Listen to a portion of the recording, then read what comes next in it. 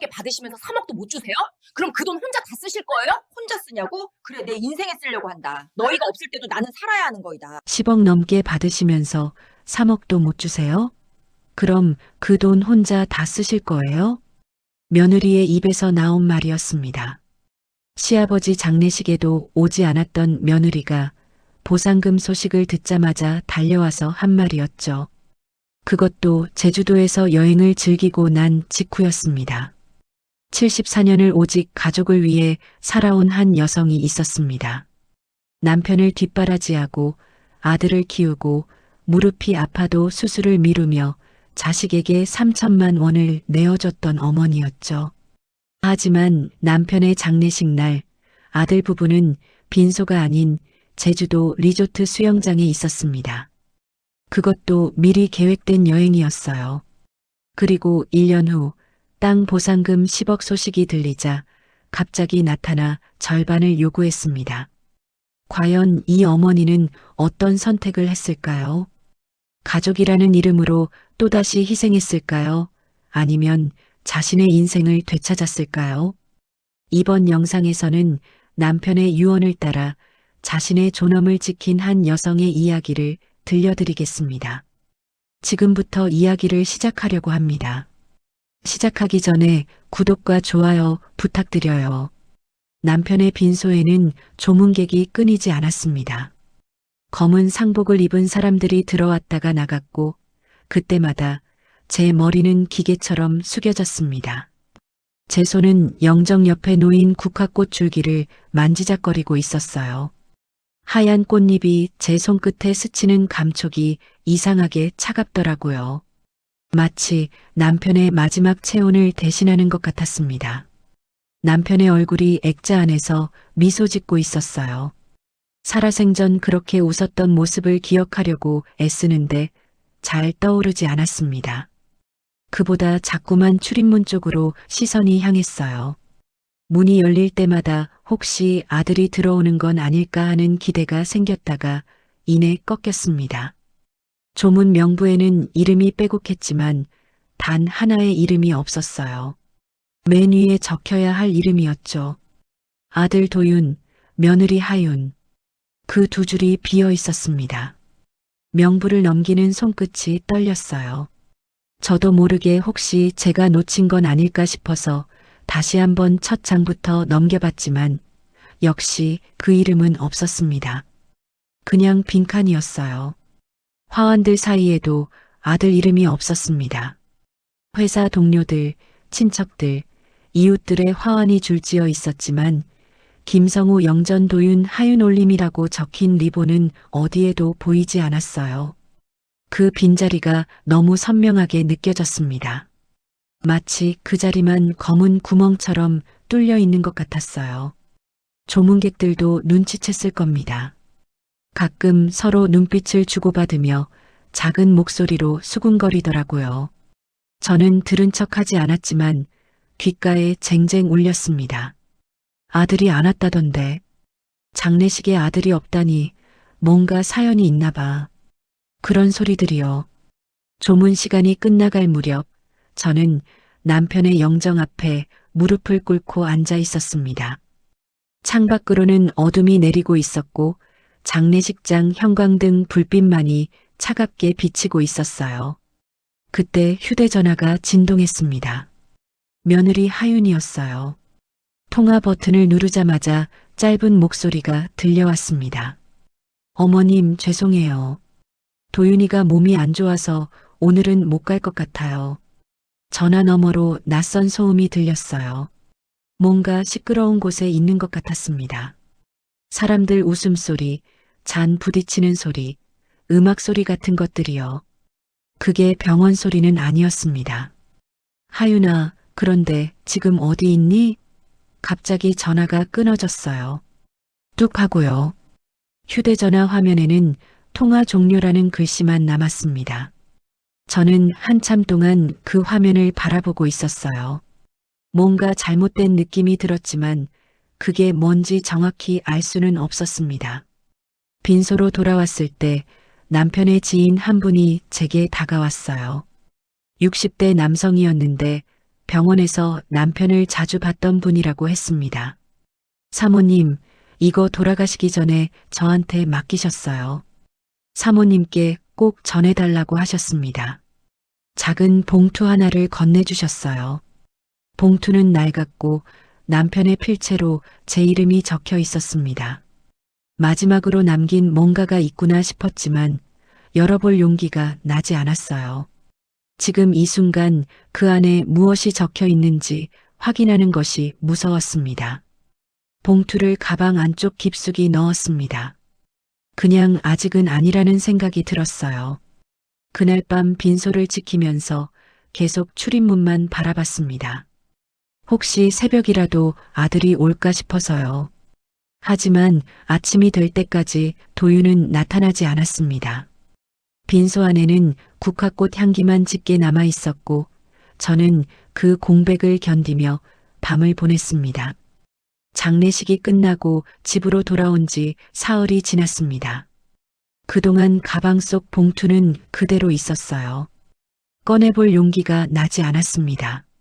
남편이 마지막으로 남긴 말이 무엇일지 그게 두려웠거든요. 집안은 이전과 똑같았습니다. 거실 소파도 식탁 의자도 부엌 찬장도 그대로였어요. 하지만 뭔가 텅 빈 느낌이었습니다. 남편이 앉아있던 안락의자만 봐도 가슴이 무너졌어요. 저녁을 먹으려고 식탁에 앉았지만 숟가락이 입으로 가지 않았습니다. 반찬을 집어도 씹히지가 않더라고요. 그냥 목구멍으로 넘기는 것만으로도 버거웠습니다. 텔레비전을 켜봤지만 화면이 눈에 들어오지 않았어요. 소리만 시끄럽게 울릴 뿐이었습니다. 밤이 깊어질수록 집은 더 조용해졌습니다. 시계 초침 소리만 똑딱똑딱 울렸어요. 평소에는 느끼지 못했던 그 소리가 이렇게 크게 들릴 줄 몰랐습니다. 한밤중이 되어서야 가방을 꺼냈습니다. 지퍼를 열고 봉투를 꺼내는데 손이 떨렸어요.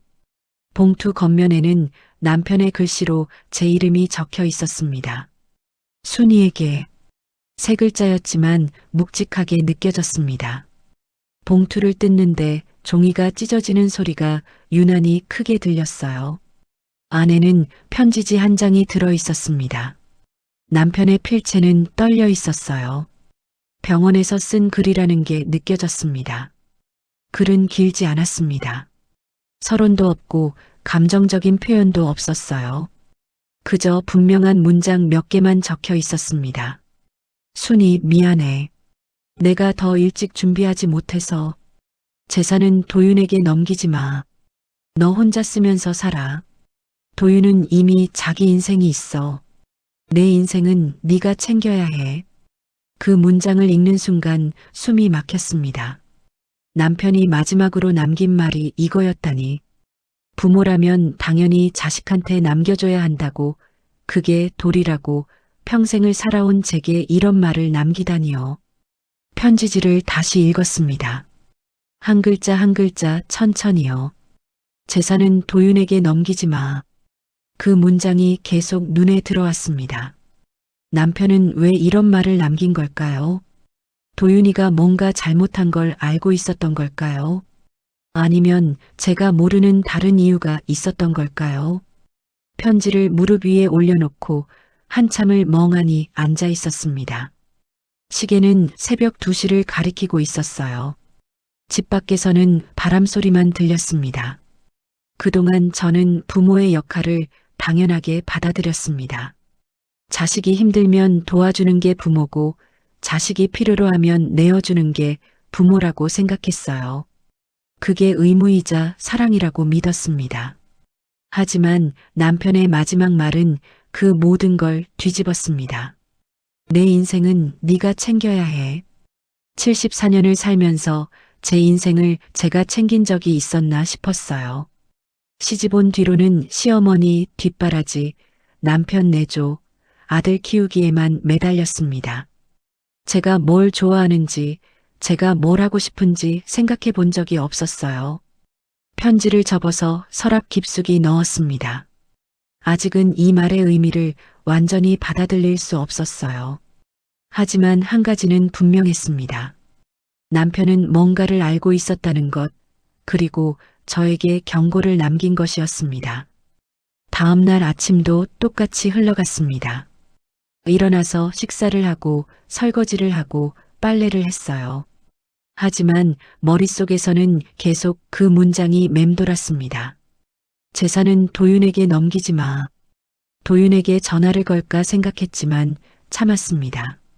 뭐라고 말해야 할지 몰랐거든요. 장례식에도 오지 않은 아들한테 아버지의 유언을 전할 수 있을까요? 창밖을 보니 햇살이 들어오고 있었습니다. 평범한 오후였어요. 하지만 제 안에서는 뭔가가 조금씩 변하기 시작했습니다. 남편이 남긴 그 한 문장이 제 마음 깊은 곳을 흔들고 있었거든요. 이건 단순한 유언이 아니었습니다. 제 인생의 방향을 바꾸라는 마지막 부탁이었습니다. 시간은 남편의 장례식보다 몇 달 전으로 돌아갑니다. 그날도 평범한 일요일 오후였어요. 저는 부엌에서 저녁 준비를 하고 있었습니다. 된장찌개를 끓이면서 김치를 썰고 있었는데 현관문이 열리는 소리가 들렸어요. 예고 없는 방문이었습니다. 거실로 나가보니 아들 도윤이 서 있었어요. 며느리 하윤도 함께였습니다. 도윤의 얼굴은 창백했어요. 눈 밑에는 다크서클이 짙게 깔려 있었고 입술은 바짝 말라 있었습니다. 평소보다 훨씬 야위어 보였어요. 뭔가 큰일이 생긴 게 분명했습니다. 도윤아, 갑자기 웬일이니? 밥은 먹었어? 네, 엄마. 저희 잠깐만 얘기 좀 할게요. 도윤의 목소리는 평소보다 낮았습니다. 힘이 없었어요. 소파에 앉은 도윤은 한참 동안 말을 꺼내지 못했습니다. 손가락으로 무릎을 톡톡 치면서 시선은 바닥에 고정되어 있었어요.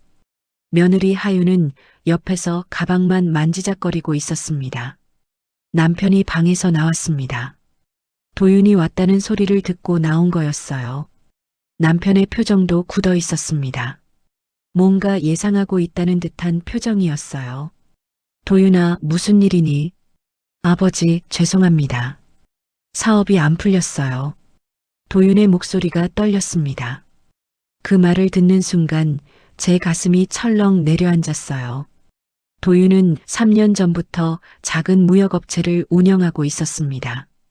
처음에는 잘 되는 것 같았어요.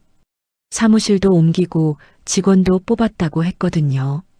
그런데 작년부터 연락이 뜸해졌습니다. 명절에도 바쁘다며 못 온 적이 2번이나 있었어요. 투자금이 필요해요. 당장 이번 달 안에 자금을 마련하지 못하면 회사가 문을 닫을 것 같아요. 얼마나 필요한데? 남편이 조용히 물었습니다. 3천만 원이요. 그 순간 남편의 얼굴이 굳어졌습니다. 저도 숨이 막혔어요. 3천만 원은 저희가 평생 모아온 돈의 전부는 아니었지만 가장 중요한 부분이었습니다. 제 무릎 수술 비용으로 아껴두었던 돈이었거든요. 작년부터 무릎이 너무 아팠어요. 계단을 오르내릴 때마다 뼈가 부딪히는 것 같았고 밤에는 통증 때문에 잠을 제대로 못 잤습니다. 병원에서는 수술이 필요하다고 했어요. 빨리 하지 않으면 나중에는 걷기도 힘들어질 거라고 했습니다. 그래서 조금씩 돈을 모아뒀던 거였어요. 남편도 알고 있었습니다. 제가 밤마다 무릎을 주무르며 신음하는 걸 봤거든요. 남편이 자리에서 일어났습니다. 아무 말 없이 안방으로 들어가더니 장롱 서랍을 열었어요. 거기에 통장이 보관되어 있었습니다. 갈색 봉투에 쌓여 있던 통장을 꺼내는 남편의 손이 천천히 움직였습니다. 평소보다 훨씬 느렸어요. 망설이고 있다는 게 느껴졌습니다. 저는 아무 말도 하지 못했어요. 입을 열어야 한다는 건 알았지만 목소리가 나오지 않았습니다.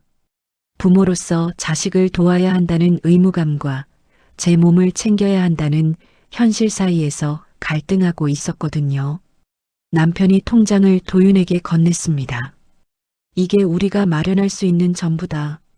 어머니 무릎 수술 비용인 거 알고 있지? 네, 아버지. 죄송해요. 정말 죄송합니다. 도윤이 고개를 숙였습니다. 하지만 그 미안함이 진심인지는 알 수 없었어요. 통장을 받는 손은 떨리지 않았거든요. 꼭 갚을게요. 사업만 정상화되면 바로 갚을게요. 며느리 하유는 끝까지 아무 말도 하지 않았습니다. 그저 옆에 앉아서 지켜보기만 했어요. 적극적으로 말리지도 감사하다는 말도 하지 않았습니다. 그 침묵이 더 불편했어요. 도윤과 하윤이 돌아간 후 집안은 무거운 침묵에 잠겼습니다. 남편은 소파에 앉아 한참을 말이 없었어요. 저도 부엌으로 돌아갔지만 아무것도 할 수가 없었습니다. 그날 밤 남편이 작은 금고를 꺼냈습니다. 거기에 인감도장과 주요 서류들을 넣더니 자물쇠를 채웠어요. 평소에는 서랍에 그냥 두던 것들이었습니다. 왜 그러는지 물어보지 않았어요. 물어봐서는 안 될 것 같았거든요. 이틀 후 병원에서 전화가 왔습니다. 수술 예약 날짜를 확인하는 전화였어요. 저는 조용히 대답했습니다. 죄송하지만 일정을 좀 미뤄야 할 것 같아요. 개인 사정이 생겨서요. 전화를 끊고 나서 무릎을 만졌습니다. 여전히 아팠어요. 하지만 이제 언제 수술을 할 수 있을지 알 수 없었습니다. 그게 마지막이었습니다. 남편이 살아있을 때 도윤에게 내어준 마지막 돈이었어요. 그리고 그 3천만 원은 돌아오지 않았습니다. 장례식이 끝난 다음 날 집은 급격히 조용해졌습니다. 어제까지만 해도 조문객들로 붐볐던 공간이 갑자기 텅 비었어요. 남은 건 국화꽃 향기와 제 혼자였습니다. 저는 남편의 사진을 정리하고 있었어요. 영정으로 쓰였던 액자를 거실 선반에 놓고 장례식장에서 가져온 물건들을 하나씩 정리했습니다. 손을 움직이지 않으면 견딜 수가 없었거든요.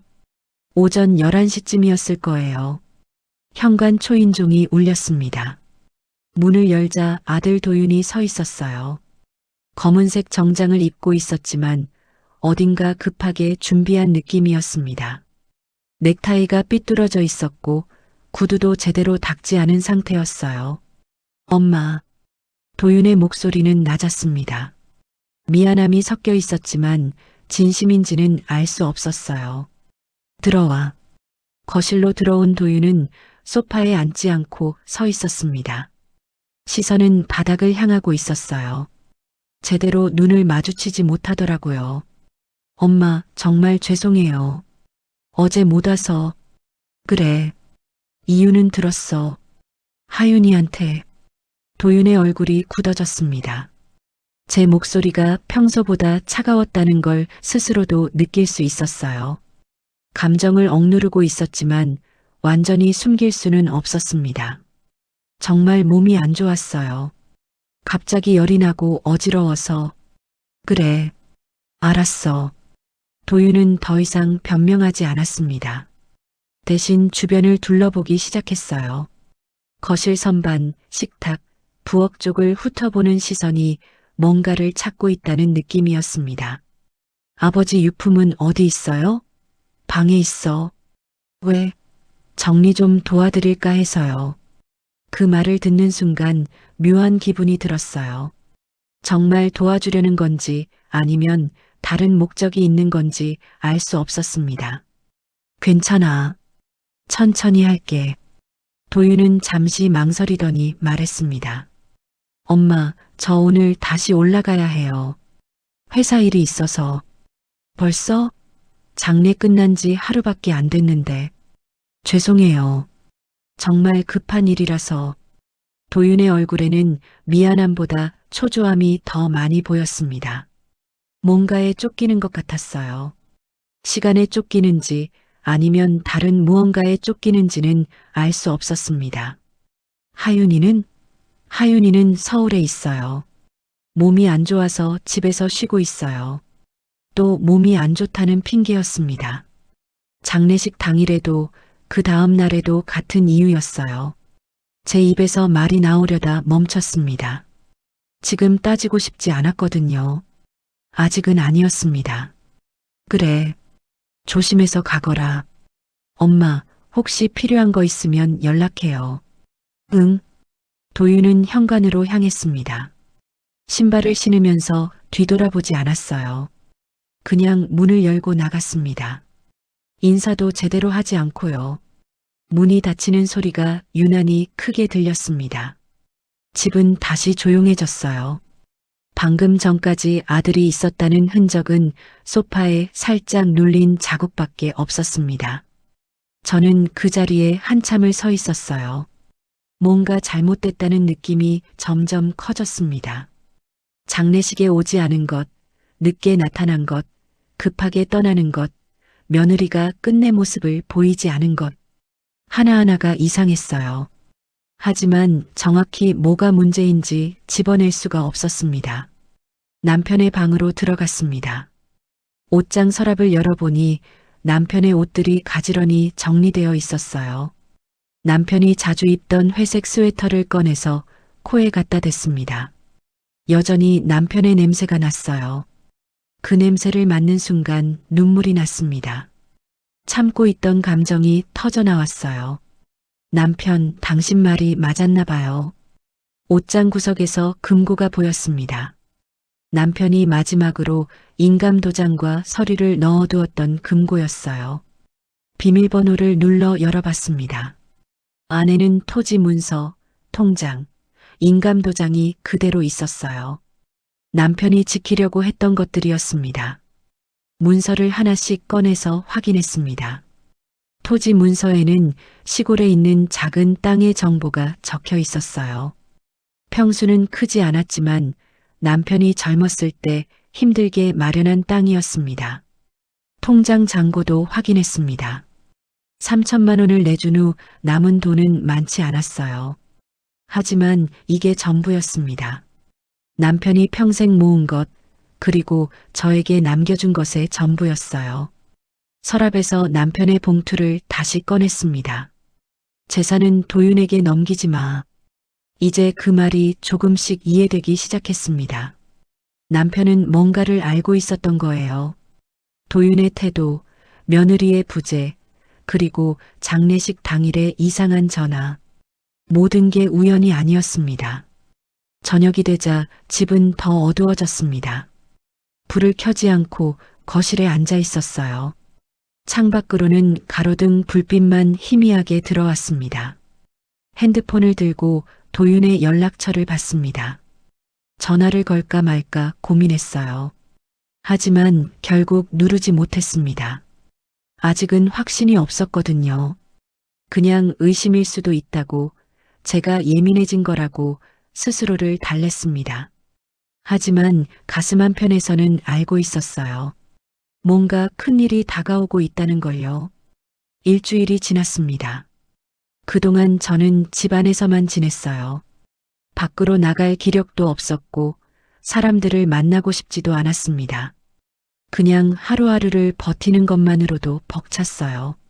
남편의 옷을 정리하고 방을 청소하고 의미 없이 텔레비전을 켜두고 지냈습니다. 그날 오후 초인종이 울렸어요. 문을 열자 이웃집 순떡 아주머니가 서 있었습니다. 60대 초반의 순떡 아주머니는 10년 넘게 옆집에 사신 분이에요. 평소에는 말이 많고 밝은 분인데 오늘은 표정이 어두웠습니다. 순희 씨, 잠깐 들어가도 될까요? 그래요, 아주머니. 들어오세요. 순덕 아주머니가 거실에 앉았지만 말을 꺼내지 못했어요. 손가락으로 무릎을 톡톡 치면서 시선을 이리저리 움직이더라고요. 뭔가 말하기 힘든 걸 전하러 온 것 같았습니다. 아주머니, 무슨 일이에요? 순희 씨, 사실은. 순덕 아주머니가 가방에서 휴대전화를 꺼냈습니다. 화면을 켜더니 저에게 보여줬어요. 거기에는 SNS 화면이 떠 있었습니다. 이거 보여드려야 할지 말아야 할지 고민했는데 그래도 알려드리는 게 맞을 것 같아서요. 화면을 자세히 보니 며느리 하윤의 계정이었습니다. 프로필 사진에 하윤의 얼굴이 선명하게 보였어요. 그리고 게시물에는 여행 사진들이 올라와 있었습니다.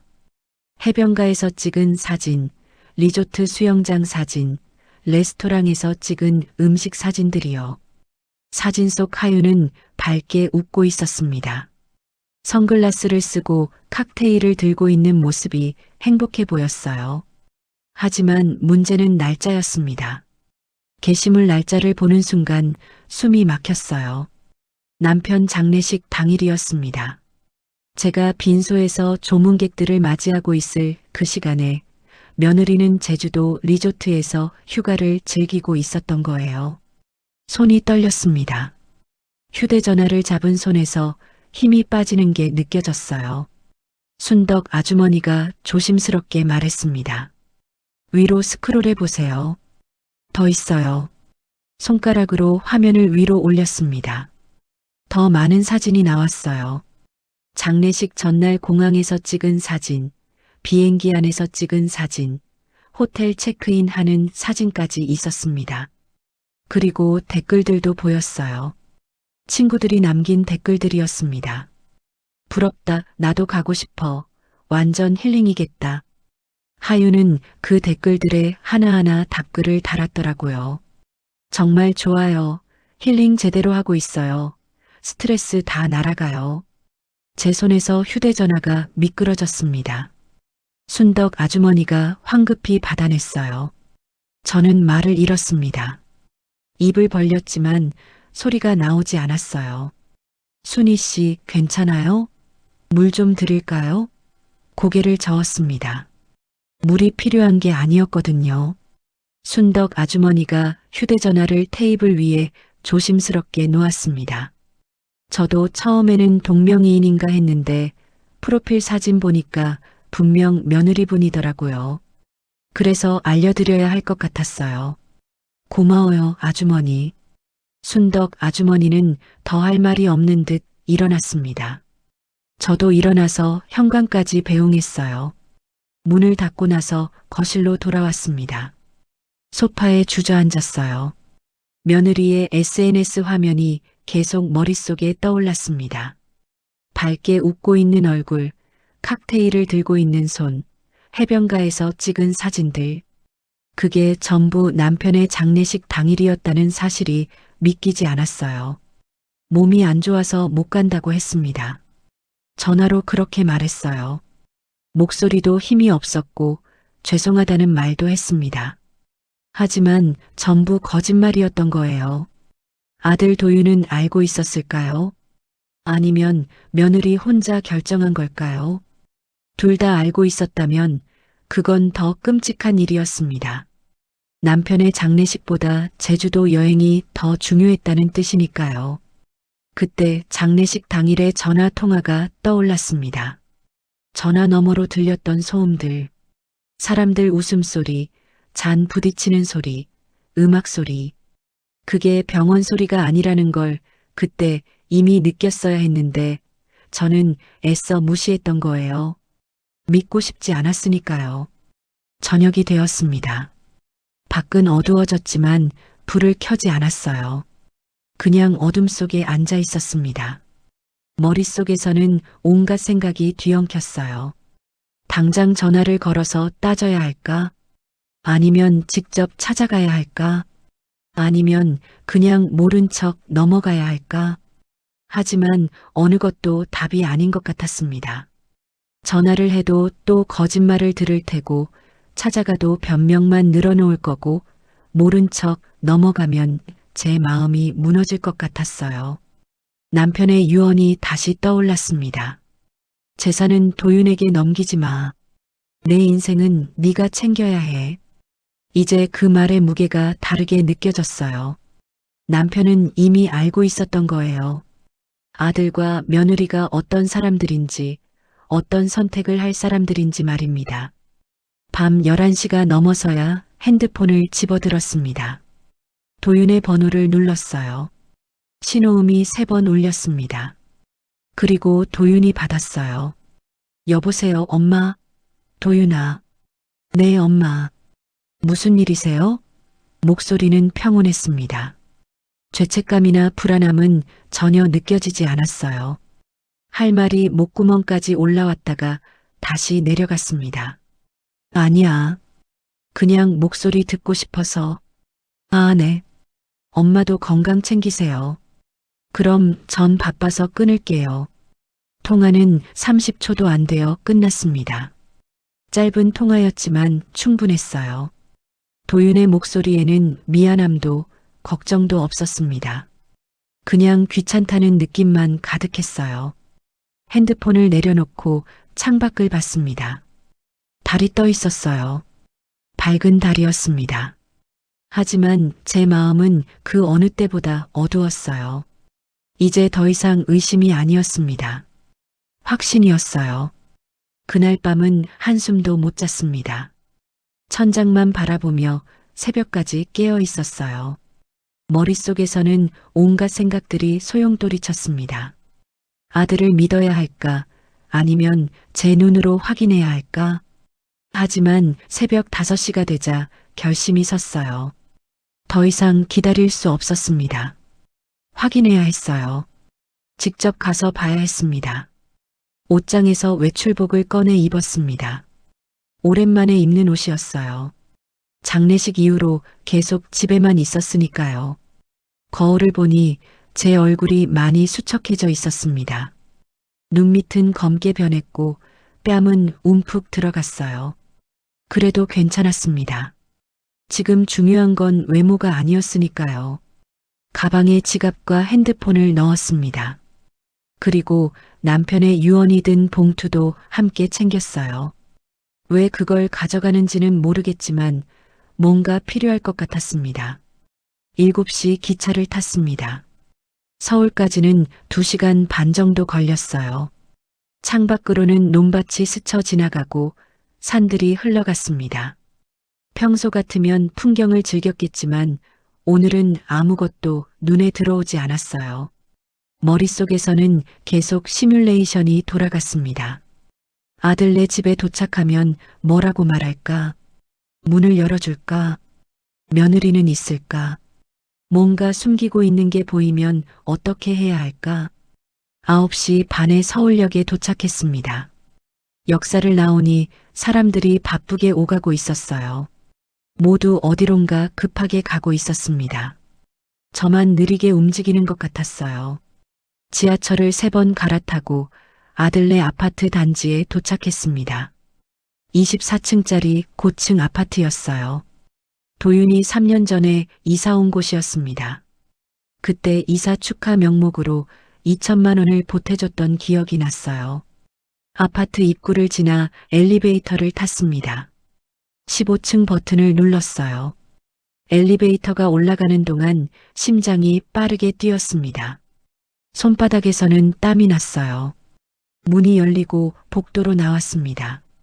1503호. 아들네 집 현관문 앞에 섰어요.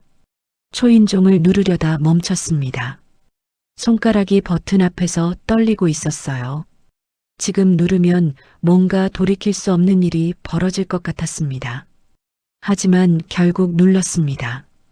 딩동. 종소리가 울렸어요. 안에서 발소리가 들렸습니다. 누군가 다가오는 소리였어요. 그리고 문이 열렸습니다. 며느리 하윤이었습니다. 잠옷 차림이었어요. 머리는 산발이었고 얼굴에는 화장기가 없었습니다. 하윤의 얼굴이 굳어졌어요. 순간 당황한 표정이 스쳐 지나갔습니다. 어머님? 왜 갑자기? 미리 얘기 안 하면 안 되나? 들어가도 되겠니? 아, 네. 들어오세요. 하윤이 황급히 현관문을 열어줬습니다. 집 안으로 들어서자 특이한 냄새가 났어요. 알코올 냄새였습니다.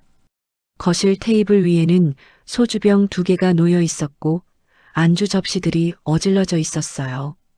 어젯밤에 술을 마신 모양이었습니다. 소파에 앉자 하윤이 물을 가져왔습니다. 손이 떨리는지 컵에 물이 찰랑거렸어요.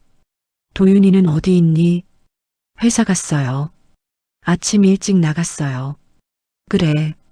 하윤은 제 맞은편에 앉았습니다. 시선을 제대로 마주치지 못하고 자꾸 옆을 보더라고요. 손으로는 머리를 쓸어 넘기고 무릎을 만지작거렸습니다. 불안해하고 있다는 게 느껴졌어요. 거실을 둘러봤습니다. 현관 옆 신발장 위에 뭔가가 보였어요. 제주도 공항 면세점 쇼핑백이었습니다. 브랜드 로고가 선명했어요. 그 옆에는 리조트 키카드도 놓여 있었습니다. 하윤이 제 시선을 따라가더니 황급히 일어났습니다. 치우지 못한 게 있네요. 잠깐만요. 쇼핑백을 들고 안방으로 들어가는 하윤의 뒷모습을 지켜봤습니다. 서두르는 발걸음, 떨리는 어깨, 모든 게 거짓말을 하고 있다는 걸 증명하고 있었어요. 하윤이 다시 나왔습니다. 어색한 미소를 지으며 앉았어요.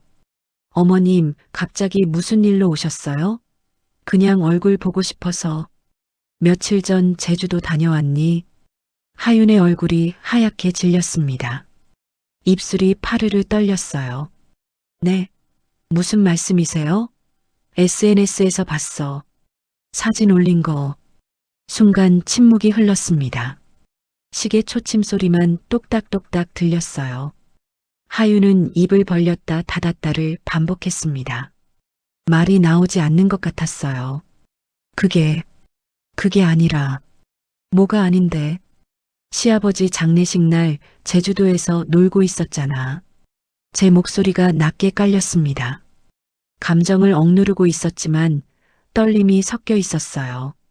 어머님, 죄송해요. 정말 죄송해요. 하윤이 고개를 숙였습니다. 하지만 그게 진심 어린 사과인지는 알 수 없었어요.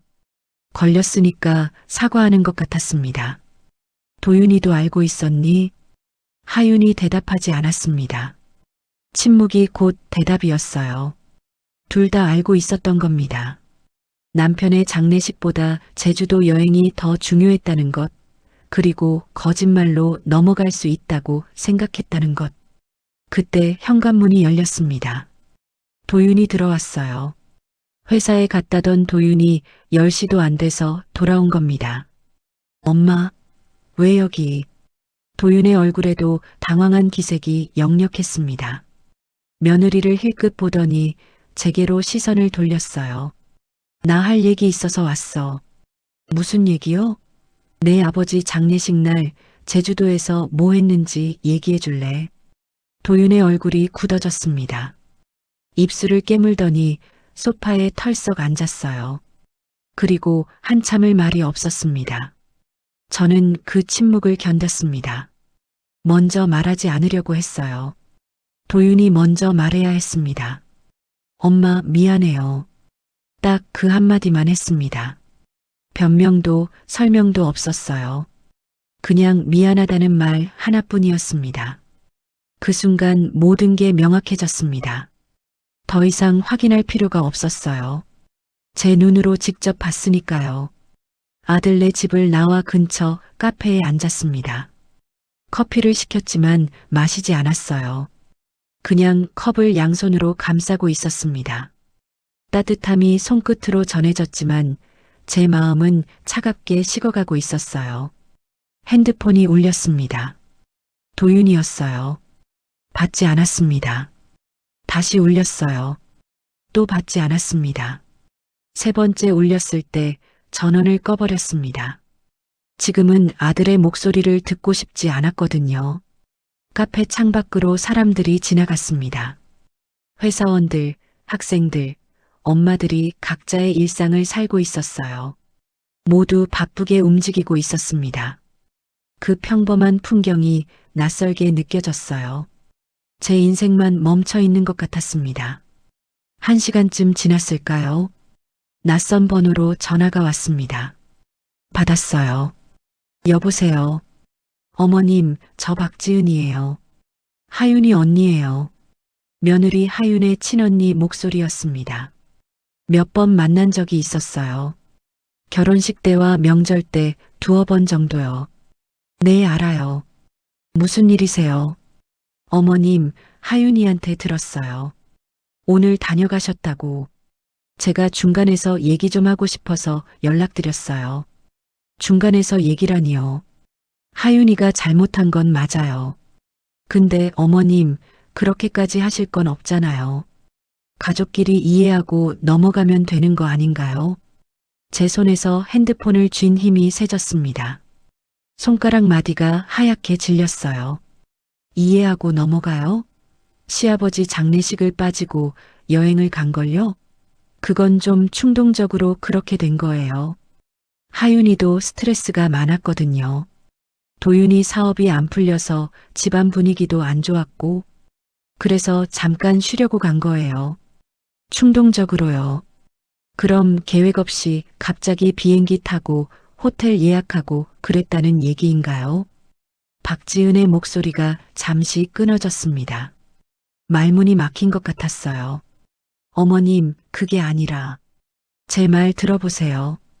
더 들을 거 없어요. 가족이라는 이름으로 다 용서받을 수 있다고 생각하시나요? 어머님, 너무 심하신 거 아니에요. 도윤이도 스트레스 많이 받았어요. 어머니가 너무 따지시니까. 제가 따지는 게 이상한가요? 제 남편 장례식인데요. 그래도 가족인데 이렇게까지 하실 필요가 있나요? 돈 문제도 아니고. 돈 문제요. 그 말을 듣는 순간 웃음이 나왔습니다. 비웃음이었어요. 처음부터 끝까지 돈 문제였는데 돈 문제가 아니라니요.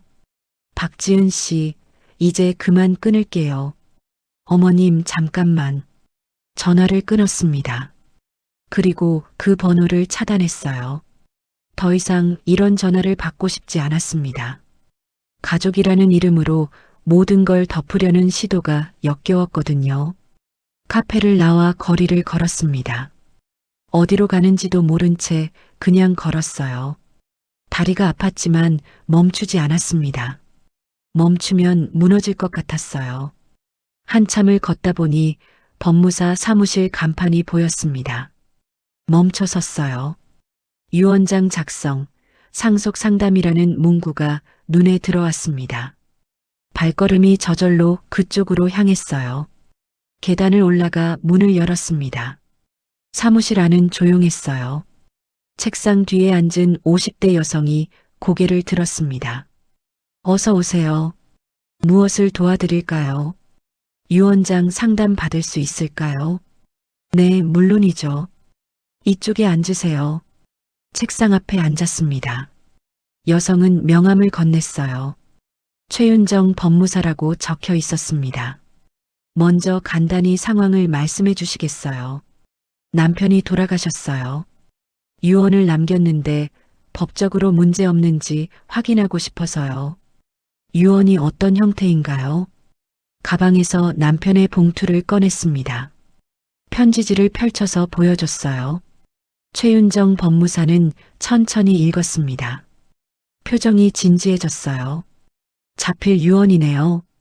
날짜와 서명이 있으니 효력은 있습니다. 하지만 공증이 안 되어 있어서 나중에 문제가 생길 수 있어요. 어떤 문제요? 상속인이 이의를 제기하면 법정 다툼이 생길 수 있어요. 특히 재산 분배에 대한 내용이 명확하지 않으면 더 그렇고요. 그럼 어떻게 해야 하나요? 새로운 유언장을 작성하시는 게 좋습니다. 본인 명의로요. 재산 목록을 명확히 하고 분배 방법을 구체적으로 적으시면 됩니다. 제가 도와드릴게요. 그날 2시간 동안 법무사와 상담했습니다. 재산 목록을 정리하고 유언장 초안을 작성했어요. 토지 문서, 통장 내역, 남은 자산들을 하나씩 확인했습니다. 생각보다 복잡했어요. 하지만 최윤정 법무사는 차근차근 설명해 줬습니다. 감정이 아니라 법으로 접근하니까 머리가 정리되는 느낌이었어요. 어머님, 한 가지 조언 드리자면요. 네. 감정적으로 결정하지 마세요. 지금은 화가 나고 배신감이 들겠지만 그게 식으면 후회할 수 있어요. 천천히 생각하시고 결정하세요. 고개를 끄덕였습니다. 하지만 속으로는 이미 결정이 서 있었어요. 이건 감정의 문제가 아니었습니다. 존중의 문제였어요. 저를 사람으로 대하지 않는 이들에게 더 이상 무엇을 줄 수 없었습니다. 사무실을 나와 기차역으로 향했습니다. 5시 기차를 탔어요. 창밖으로 해가 지고 있었습니다. 주황빛 노을이 하늘을 물들이고 있었어요. 예쁜 풍경이었지만 슬펐습니다. 핸드폰을 켰습니다. 부재중 전화가 20통 넘게 와 있었어요. 도윤, 하윤, 박지은, 모르는 번호들. 하나도 확인하지 않고 전부 삭제했습니다. 지금은 누구의 말도 듣고 싶지 않았어요. 집에 도착한 건 밤 9시였습니다. 불을 켜고 소파에 앉았어요. 긴 하루였습니다. 하지만 뭔가 달라진 느낌이었어요. 더 이상 혼란스럽지 않았습니다. 방향이 정해졌거든요. 이제 감정과 판단을 분리할 수 있게 되었습니다. 일주일 후 다시 법무사 사무실을 찾았습니다. 이번에는 준비를 단단히 하고 갔어요. 토지 문서, 통장 사본, 남편의 유언장, 그리고 제가 직접 작성한 재산 목록까지 챙겼습니다. 최윤정 법무사는 제 서류들을 꼼꼼히 확인했어요. 한 장 한 장 넘기면서 메모를 하더라고요. 표정이 진지했습니다. 어머님, 토지 가치가 생각보다 높네요. 개발 예정 지역이라고요? 네, 남편이 30년 전에 산 땅인데 최근에 개발 계획이 잡혔다고 들었어요. 그럼 보상금이 상당할 텐데요. 한 2억 정도는 될 것 같아요. 2억이라는 숫자를 듣는 순간 현실감이 밀려왔습니다. 평생 그런 큰 돈을 만져본 적이 없었거든요. 남편이 아껴뒀던 땅이 이렇게 큰 가치가 될 줄은 몰랐어요. 그럼 유언장을 확실하게 작성해야겠네요. 네, 맞아요. 최윤정 법무사는 노트북을 열고 타이핑을 시작했습니다. 제가 말하는 대로 내용을 정리하더라고요. 먼저 재산 목록부터 명확히 할게요. 토지, 예금, 그리고 추후 받을 보상금까지 포함해서 작성하겠습니다. 네. 상속인은 아드님 한 분이시죠? 네. 그런데 아들에게는 법정 상속분의 절반만 주려고 해요. 나머지는 제가 쓸 거예요. 법무사가 고개를 들었습니다. 잠깐 저를 바라보더니 다시 화면을 봤어요. 가능합니다. 유류분을 제외하고는 유언자가 자유롭게 처분할 수 있어요. 유류분이 뭐예요? 법으로 보장된 최소 상속분이에요. 아드님의 경우 전체 재산의 4분의 1은 받을 권리가 있어요. 그 이상은 어머님 뜻대로 하실 수 있고요. 그럼 그렇게 해주세요. 최윤정 법무사는 1시간 동안 유언장 초안을 작성했습니다. 화면을 돌려서 보여줬어요. 이렇게 작성했는데 확인해 보세요. 화면에는 깔끔하게 정리된 문서가 떠 있었습니다. 재산 목록, 분배 비율, 집행 방법까지 상세하게 적혀 있었어요. 처음으로 제 재산을 제가 통제할 수 있다는 느낌이 들었습니다. 좋아요. 이대로 해주세요. 그럼 공증을 받으러 가야 해요. 제가 동행하겠습니다. 공증 사무실은 같은 건물 3층에 있었습니다. 엘리베이터를 타고 올라가는데 가슴이 두근거렸어요. 긴장 때문인지 설렘 때문인지 알 수 없었습니다. 공증인은 60대 남성이었어요. 안경을 쓰고 있었고 목소리는 차분했습니다. 본인 확인부터 하겠습니다. 신분증 보여주시겠어요? 주민등록증을 꺼내서 보여줬습니다. 공증인은 확인하고 고개를 끄덕였어요. 유언장 내용을 천천히 읽어드리겠습니다. 잘 들으시고 동의하시면 서명해 주세요.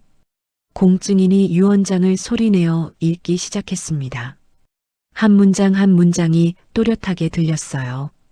제 재산, 제 결정, 제 의지가 그 문장 속에 담겨 있었습니다. 읽는 동안 눈물이 날 뻔했어요. 남편이 옆에서 지켜보고 있는 것 같았거든요. 잘했어, 순이야. 그렇게 말해주는 것 같았습니다. 내용 확인하셨죠? 동의하시면 여기 서명해 주세요. 펜을 잡았습니다. 손이 떨렸어요. 하지만 또박또박 제 이름을 썼습니다. 김순희. 세 글자를 쓰는데 오래 걸렸습니다. 마지막 획을 긋는 순간 뭔가 달라진 느낌이었어요. 이제 법적으로 보호받는 제 의지가 생긴 거였습니다. 공증이 완료되었습니다. 법무사 사무실로 돌아와 서류를 정리했어요. 최윤정 법무사가 봉투에 담아서 건네줬습니다. 이 원본은 어머님이 보관하시고 사본 하나는 저희 사무실에 보관하겠습니다. 혹시 모를 상황에 대비해서요. 고맙습니다. 정말 고마워요. 당연한 일을 도와드린 거예요. 근데 어머님, 아드님께는 말씀하실 건가요? 아직은 아니에요. 때가 되면 알게 되겠죠. 법무사 사무실을 나와 거리를 걸었습니다. 가방 안에 든 봉투가 묵직하게 느껴졌어요. 하지만 그 무게가 부담스럽지 않았습니다. 오히려 든든했어요. 버스 정류장에서 버스를 기다리는데 핸드폰이 울렸습니다. 모르는 번호였어요. 받지 않으려다가 혹시 해서 받았습니다. 김순희 여사님 댁 맞으신가요? 네, 그런데요. 읍사무소 산업가에서 전화드렸습니다. 소유하신 토지 관련해서 안내 말씀드릴 게 있어서요. 가슴이 철렁했습니다. 무슨 일이세요? 개발 사업 관련해서 토지 보상 설명회가 다음 주 수요일에 있습니다. 꼭 참석해 주세요. 보상금 산정이랑 절차 안내해 드릴 거예요. 네, 알겠습니다. 꼭 가겠습니다. 전화를 끊고 달력을 확인했습니다. 다음 주 수요일은 6월 12일이었어요. 표시를 해뒀습니다. 이제 일이 구체적으로 진행되는구나 싶었어요. 집에 도착해서 가방을 내려놓았습니다. 유언장 봉투를 서랍 깊숙이 넣었어요. 남편이 인감도장을 보관했던 그 금고 옆에 나란히 놓았습니다. 두 사람의 의지가 함께 있는 것 같았어요. 저녁을 먹고 거실에 앉았습니다. 텔레비전을 켰지만 소리만 흘렀어요. 생각에 잠겨 있었거든요. 이제부터 어떻게 될까? 도윤이 알게 되면 뭐라고 할까? 며느리는 또 어떤 반응을 보일까? 하지만 두렵지 않았습니다. 이제는 법이 저를 보호해주고 있었으니까요. 밤 10시쯤 핸드폰에 문자가 왔습니다. 도윤이었어요.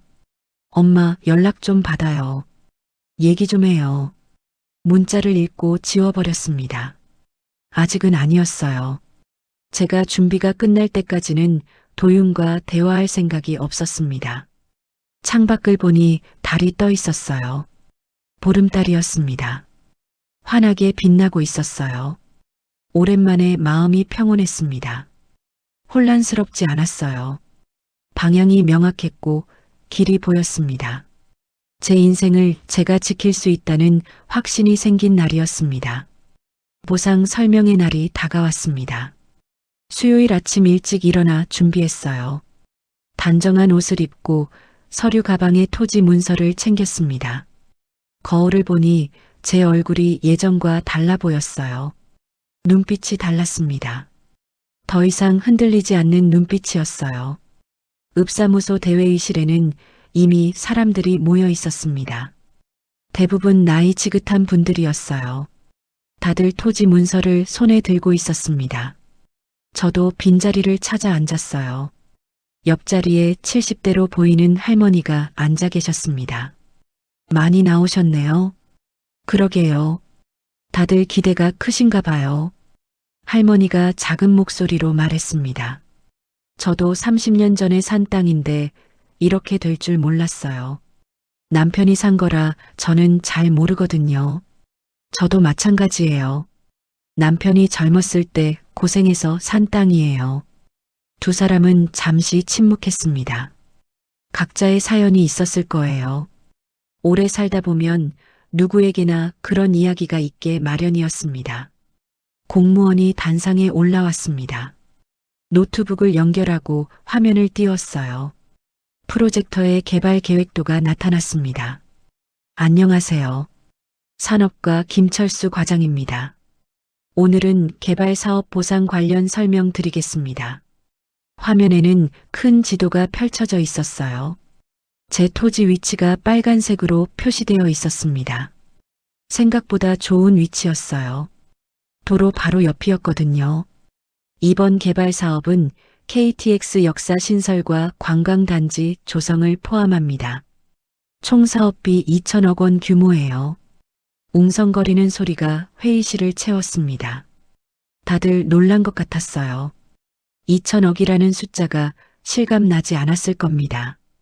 토지 보상은 감정평가를 거쳐서 진행됩니다. 평당 평균 500만 원에서 800만 원 사이로 예상되고요. 제 토지는 120평이었습니다. 머릿속으로 계산했어요. 최소 6억, 최대 9억 6천. 숨이 막혔습니다. 남편의 유언장에 적힌 2억이 아니었어요. 훨씬 더 큰 금액이었습니다. 보상금은 내년 상반기에 지급 예정입니다. 세금 문제는 세무사와 상담하시고요. 궁금하신 점 있으시면 질문해 주세요. 손이 여기저기서 올라갔습니다. 저는 가만히 앉아서 듣기만 했어요. 다른 사람들의 질문으로 궁금한 점들이 대부분 해결됐거든요. 설명회가 끝나고 사람들이 하나둘 나갔습니다. 저도 일어나려는데 누군가 옆에 섰어요. 고개를 들어보니 산업과 김철수 과장이었습니다. 김순희 여사님 맞으시죠? 네, 그런데요. 따로 말씀드릴 게 있어서요. 잠깐 제 사무실로 오시겠어요? 과장실로 따라갔습니다. 작은 방이었어요. 책상 위에는 서류가 쌓여 있었고 벽에는 개발 계획도가 붙어 있었습니다. 앉으세요. 커피 드릴까요? 아니요, 괜찮아요. 김철수 과장은 서류를 한 장 꺼냈습니다. 제 토지 정보가 적힌 문서였어요. 여사님 토지가 특별합니다. 도로 인접이고 역사 바로 앞이에요. 그래서 보상금이 평균보다 높을 거예요. 평당 얼마 정도로 예상되나요? 한 900만 원 정도 될 것 같습니다. 120평이면 10억 8천만 원 정도요. 10억 8천만 원. 그 숫자가 실감나지 않았습니다. 평생 만져본 적 없는 금액이었어요. 남편이 30년 전에 500만 원 주고 산 땅이 이렇게 될 줄은 꿈에도 몰랐습니다. 한 가지 더 알려드릴 게 있어요. 네. 이 정보가 곧 공개될 겁니다. 그럼 주변에서 연락이 많이 올 거예요. 조심하세요.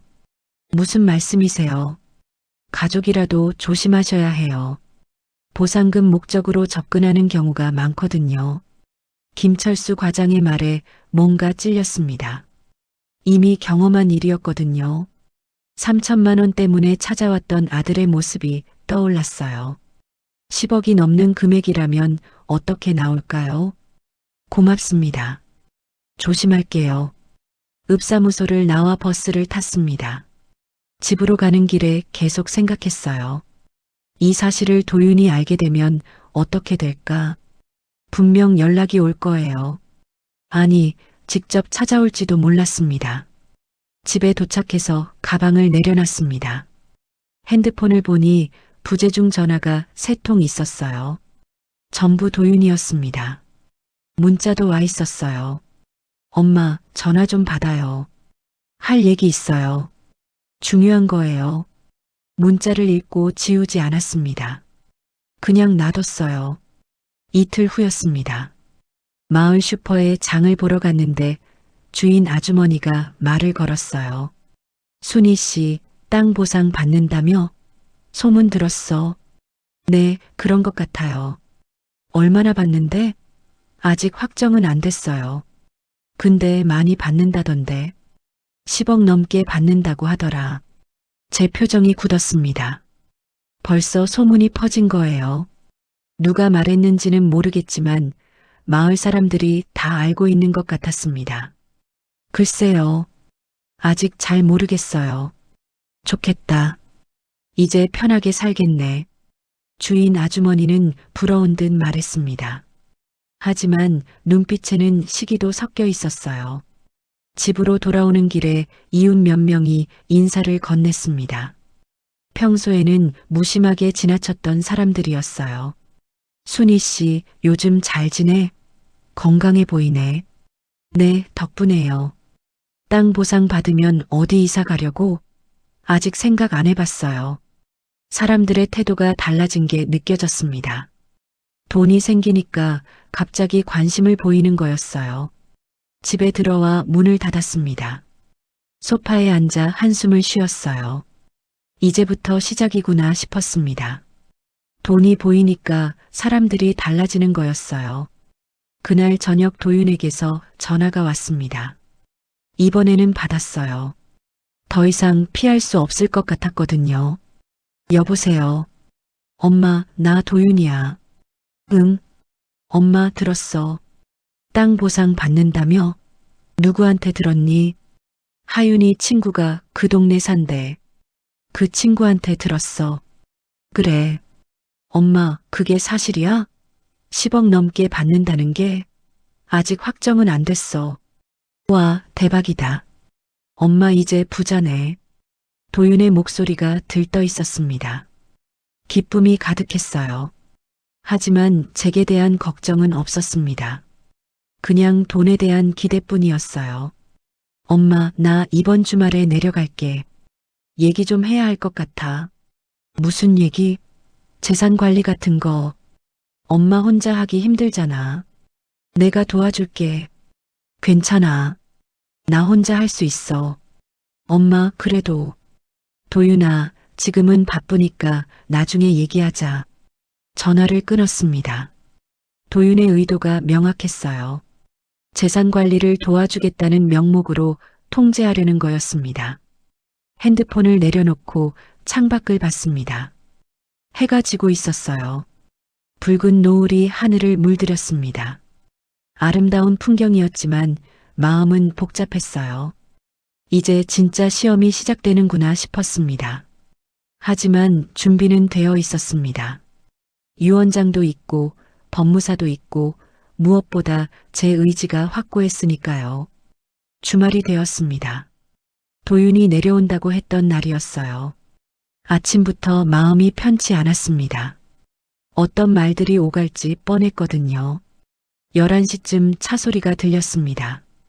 창밖을 보니 도윤의 검은색 승용차가 골목으로 들어오고 있었어요. 조수석에는 며느리 하윤도 함께였습니다. 두 사람이 함께 온 건 오랜만이었어요. 현관문을 열고 나갔습니다. 도윤과 하윤이 차에서 내렸어요. 손에는 과일 바구니를 들고 있었습니다. 평소에는 빈손으로 오던 사람들이었어요. 엄마, 건강하셨어요? 응. 들어와. 거실로 들어온 두 사람은 소파에 나란히 앉았습니다. 표정이 어색했어요. 무슨 말부터 꺼내야 할지 고민하는 것 같았습니다. 차 마실래? 아, 네. 감사합니다, 어머님. 하윤이 처음으로 공손하게 대답했습니다. 평소와 다른 태도였어요. 부엌에서 차를 준비하면서 거실을 지켜봤습니다. 도윤과 하윤이 작은 목소리로 뭔가 이야기하고 있었어요. 작전 회의를 하는 것 같았습니다. 차를 들고 나가 테이블에 놓았습니다. 세 사람은 잠시 말없이 차를 마셨어요. 공기가 무거웠습니다. 결국 도윤이 먼저 입을 열었습니다. 엄마, 땅 보상 얘기 들었어. 응. 대단한 금액이더라. 10억이 넘는다며? 아직 확정은 안 됐어. 감정평가 받아야 해. 그래도 거의 확실하다고 하던데. 도윤의 눈빛이 반짝였어요. 기대감이 가득했습니다. 엄마, 그 정도 금액이면 관리가 중요해. 세금 문제도 있고 운용도 생각해야 하고. 나 알아서 할 거야. 엄마 혼자서? 은행 직원들이 엄마 같은 분들 타깃으로 삼는 거 몰라? 사기도 많고. 걱정 마. 법무사랑 상담했어. 법무사? 도윤의 표정이 굳어졌습니다. 예상하지 못한 대답이었던 모양이에요. 언제 법무사를 만났어요? 필요해서 만났지. 하윤이 끼어들었습니다. 어머님, 법무사 상담도 좋지만 가족끼리 먼저 의논하는 게 맞지 않나요? 의논? 뭘 의논해? 재산 관리요. 어머님 연세도 있으시고 이런 큰돈 다뤄본 적도 없으시잖아요. 제 손에서 찻잔을 놓는 소리가 컸습니다. 톡 하고 테이블에 부딪혔어요. 그래, 나 늙었어. 경험도 없고. 그래서 내 아버지 장례식 날 제주도 간 며느리한테 물어봐야 하나? 하윤의 얼굴이 하얗게 질렸습니다. 도윤도 당황한 표정이었어요. 엄마, 그건 뭐가 그건이야. 잘못한 거 맞잖아. 죄송하다고 했잖아요. 하윤이 작은 목소리로 말했습니다. 하지만 떨림이 있었어요. 한번 죄송하다고 하면 다 용서되는 줄 알아? 엄마, 그때 일은 정말 미안해. 근데 지금은 그 얘기할 때가 아니잖아. 그럼 언제 할 건데? 땅 보상금 받고 나서? 그때 가면 또 바쁘다고 하겠지. 도윤이 입술을 깨물었습니다. 할 말이 없는 것 같았어요. 엄마, 솔직히 말할게. 우리 지금 힘들어. 사업이 완전히 망했어. 빚도 있고, 알고 있어. 그래서 지난번에 3천만 원 받아갔잖아. 그거로는 부족했어. 그럼 더 달라는 거니? 도윤이 고개를 숙였습니다. 대답 대신 침묵이 흘렀어요. 그게 대답이었습니다. 며느리 하윤이 말했습니다. 어머님, 저희가 도와드릴 수 있어요. 제가 회계 일했거든요. 재산 관리 맡기시면 제대로 해드릴게요. 그리고 일부는 저희가 빚 갚는 데 쓰면 안 될까요? 마침내 본심이 나왔습니다. 재산 관리가 목적이 아니었어요. 돈이 필요했던 거였습니다. 제 안에서 뭔가가 차갑게 식어갔어요. 얼마나 필요한데? 3억 정도요. 3억? 그 금액이 쉽게 나왔습니다. 준비해온 숫자였어요. 3억 있으면 빚도 갚고 사업도 다시 시작할 수 있어요. 그럼 나중에 다 갚을게요. 도윤이 덧붙였습니다. 하지만 눈을 제대로 마주치지 못했어요. 거짓말을 하고 있다는 게 느껴졌습니다. 지난번 3천만 원은 언제 갚을 건데? 도윤이 대답하지 못했습니다. 한참 침묵이 흐른 후에야 입을 열었어요. 그건 시간 좀 더 주면 3천만 원도 못 갚는 사람이 3억을 갚겠다고? 엄마, 이번엔 달라. 진짜 기회야. 이번만 도와주면. 안 돼. 제 목소리가 단호했습니다. 망설임이 없었어요. 두 사람의 얼굴이 굳어졌습니다. 엄마, 우리 가족 아니야? 가족이 어려울 때 도와주는 게 당연한 거 아니야? 가족. 그 말을 들으니 웃음이 나왔습니다. 쓴웃음이었어요. 가족이면 시아버지 장례식에 와야지. 가족이면 거짓말하면 안 되지. 가족이면 돈만 보고 찾아오면 안 되는 거 아니야. 도윤이 벌떡 일어났습니다. 목소리가 높아졌어요. 그럼 엄마는 우리 죽으라는 거야? 빚쟁이들이 매일 찾아와. 집 문 앞에서 기다리고 있다고. 어떻게 살라는 거야? 네가 만든 빚이잖아. 그건 내가 감당해야지. 내가 왜 책임져야 해? 엄마도 부모잖아. 자식이 힘들면 도와줘야지. 나 이제 못 도와줘. 며느리 하윤도 일어났습니다. 목소리가 떨렸어요. 어머님, 너무하세요. 저희 살려고 이러는 거잖아요. 10억 넘게 받으시면서 3억도 못 주세요? 그럼 그 돈 혼자 다 쓰실 거예요? 그래. 혼자 쓸 거야. 순간 정적이 흘렀습니다. 하윤의 입이 벌어졌어요. 믿을 수 없다는 표정이었습니다. 도윤도 충격을 받은 것 같았어요. 엄마가 이렇게 이기적인 줄 몰랐어. 이기적? 74년 동안 남위에서만 살았는데 이제 내 인생 살겠다는 게 이기적이니? 그럼 우리 보고 죽으라는 거네. 죽진 않을 거야. 젊으니까. 이래서 갚으면 돼. 나도 그렇게 살았어. 도윤이 비웃었습니다. 엄마 세대랑 지금이랑 달라요. 요즘 세상이 얼마나 힘든지 알아요? 힘든 건 나도 마찬가지였어. 그래도 버텼어. 두 사람은 더 이상 할 말이 없는 듯 가방을 집어들었습니다.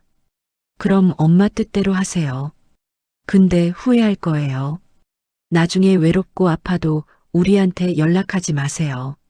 알았어. 안 할게. 현관문이 쾅 하고 닫혔습니다.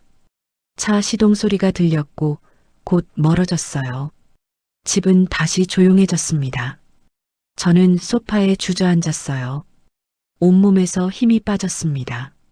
하지만 후회는 없었어요. 제대로 된 선택이었다는 확신이 있었거든요. 창밖을 보니 해가 중천에 떠 있었습니다. 환한 대낮이었어요. 이제 돌아갈 수 없는 다리를 건넜습니다. 그날 이후 일주일 동안 도윤에게서 연락이 없었습니다. 문자도 전화도 없었어요. 완전한 단절이었습니다. 처음에는 불안했어요. 정말 이대로 끝나는 건가 싶었습니다. 하지만 시간이 지날수록 마음이 편해졌어요. 연락이 없으니 오히려 평온했습니다. 토요일 아침 읍사무소에서 전화가 왔습니다. 감정평가가 완료됐으니 방문해 달라는 내용이었어요. 오후 2시에 약속을 잡았습니다. 점심을 먹고 준비했어요. 서류 가방에 토지 문서와 신분증을 챙겼습니다. 거울을 보니 제 얼굴이 많이 여위어 있었어요. 하지만 눈빛만은 흔들리지 않았습니다. 읍사무소 산업가로 들어갔습니다. 김철수 과장이 반갑게 맞아줬어요. 어서 오세요. 앉으세요. 책상 위에는 두꺼운 서류 뭉치가 놓여 있었습니다. 감정평가서였어요. 감정평가 결과 나왔습니다. 여사님 토지는 평당 950만 원으로 책정됐어요. 950만 원. 예상보다 높았습니다. 120평이면 11억 4천만 원이었어요. 총액이 11억 4천만 원입니다. 세금 제외하고 실수령액은 약 9억 원 정도 될 거예요. 9억. 그 숫자가 실감 나지 않았습니다. 평생 상상도 못한 금액이었어요. 남편이 500만 원 주고 산 땅이 이렇게 될 줄 누가 알았겠어요. 계약 절차는 다음 달 초에 진행됩니다. 이 서류에 서명하시면 돼요. 서류를 넘겨봤습니다. 어려운 용어들이 가득했어요. 이해하기 힘든 내용들이었습니다. 혹시 법무사랑 상담하고 오셔도 됩니다. 천천히 결정하세요. 네, 그렇게 할게요. 서류를 받아서 가방에 넣었습니다. 읍사무소를 나와 최윤정 법무사 사무실로 향했어요. 미리 연락을 해뒀었습니다. 법무사 사무실에 들어서자 최윤정 법무사가 맞아줬습니다. 어서 오세요. 감정평가 나왔다고 하셨죠? 네, 여기 있어요. 서류를 건넸습니다. 법무사는 꼼꼼히 읽었어요. 한 장 한 장 넘기면서 중요한 부분에 표시를 했습니다. 내용은 문제 없어요. 조건도 합리적이고요. 서명하셔도 됩니다. 근데 한 가지 확인하고 싶은 게 있어요. 뭔가요? 보상금 받으시면 어떻게 하실 계획이세요? 일부는 생활비로 쓰고 일부는 예금하려고요. 병원 치료도 받아야 하고요. 아드님한테는요. 주지 않을 거예요. 법무사가 잠시 저를 바라봤습니다. 판단하는 눈빛이 아니었어요. 이해하는 눈빛이었습니다. 그럼 유언장을 좀 더 구체적으로 보완하는 게 좋겠어요. 보상금 수령 후 재산 현황이 바뀌니까요. 어떻게 하면 되나요? 새로운 유언장을 작성하시면 됩니다. 구체적인 금액과 분배 방식을 명시하고요. 그렇게 하겠습니다. 2시간 동안 법무사와 상담했습니다. 재산 목록을 새로 정리하고 유언장을 다시 작성했어요. 이번에는 더 상세했습니다. 통장 번호, 금액, 수혜자까지 명확히 적었습니다. 도윤에게는 법정 유류분인 2억만 상속하고 나머지는 제가 사용하다가 남으면 기부하기로 했어요. 남편 생전에 다니던 교회와 양로원에 반씩 나눠서요. 이렇게 하시면 법적으로 문제 없습니다. 혹시 이해 제기가 들어와도 유원장이 우선이에요. 고맙습니다. 정말 고마워요. 법무사 사무실을 나와 공증 사무실로 갔습니다. 이번에는 혼자 갔어요. 법무사가 동행하겠다고 했지만 사양했습니다. 제 일은 제가 해야 할 것 같았거든요. 공증인 앞에서 유원장 내용을 다시 들었습니다. 한 문장 한 문장이 제 의지였어요. 제 선택이었습니다. 서명란에 이름을 썼습니다. 김순희. 이번에는 손이 떨리지 않았어요. 또박또박 썼습니다. 공증이 완료되었습니다. 이제 법적 효력이 있어요. 집으로 돌아오는 길에 남편 산소에 들렀습니다. 산 중턱에 있었어요.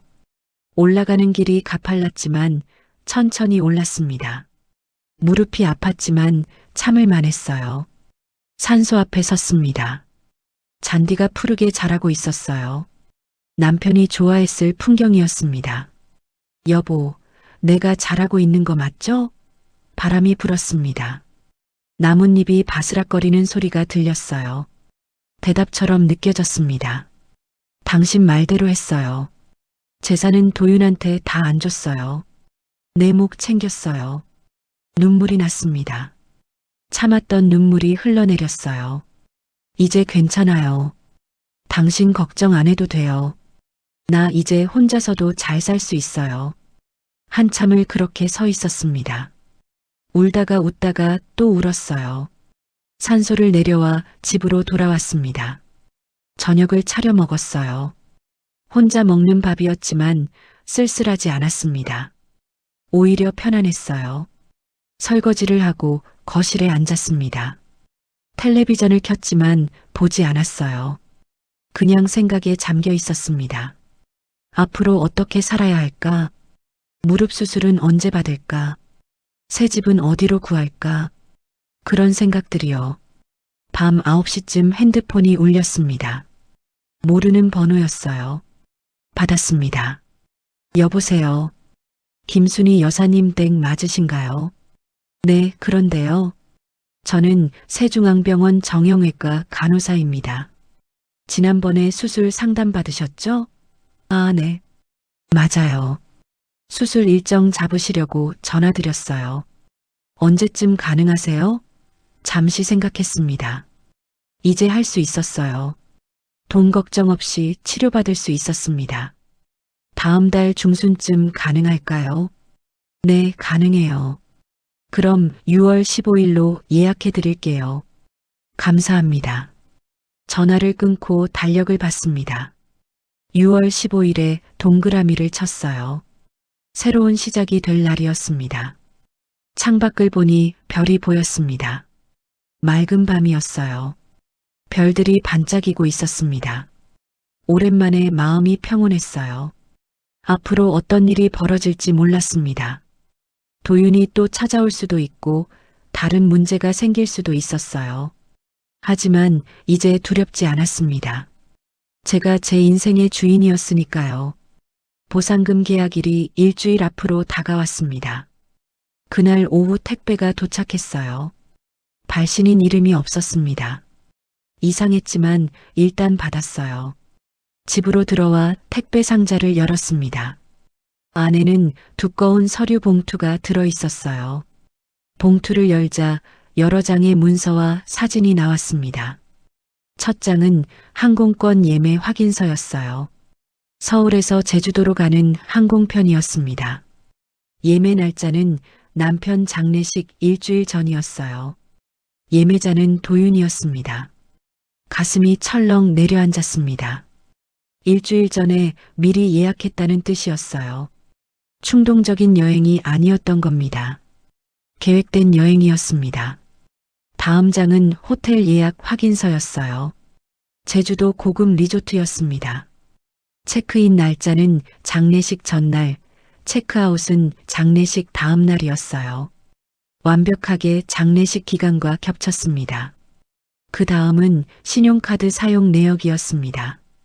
장례식 당일 저녁 리조트 레스토랑에서 35만 원, 다음 날 아침 스파에서 20만 원, 점심에 해산물 식당에서 18만 원. 사용 내역이 상세하게 적혀 있었어요. 제가 빈소에서 울고 있을 그 시간에 이들은 제주도에서 돈을 쓰고 있었던 겁니다. 사진도 있었습니다. 리조트 수영장에서 찍은 사진, 해변가에서 찍은 사진, 레스토랑에서 찍은 사진들이었어요. SNS에 올렸던 사진들보다 훨씬 많았습니다. 도윤과 하윤이 환하게 웃고 있었어요. 손을 잡고 어깨를 기대고 행복해 보이는 모습들이었습니다. 마지막 장은 편지였습니다.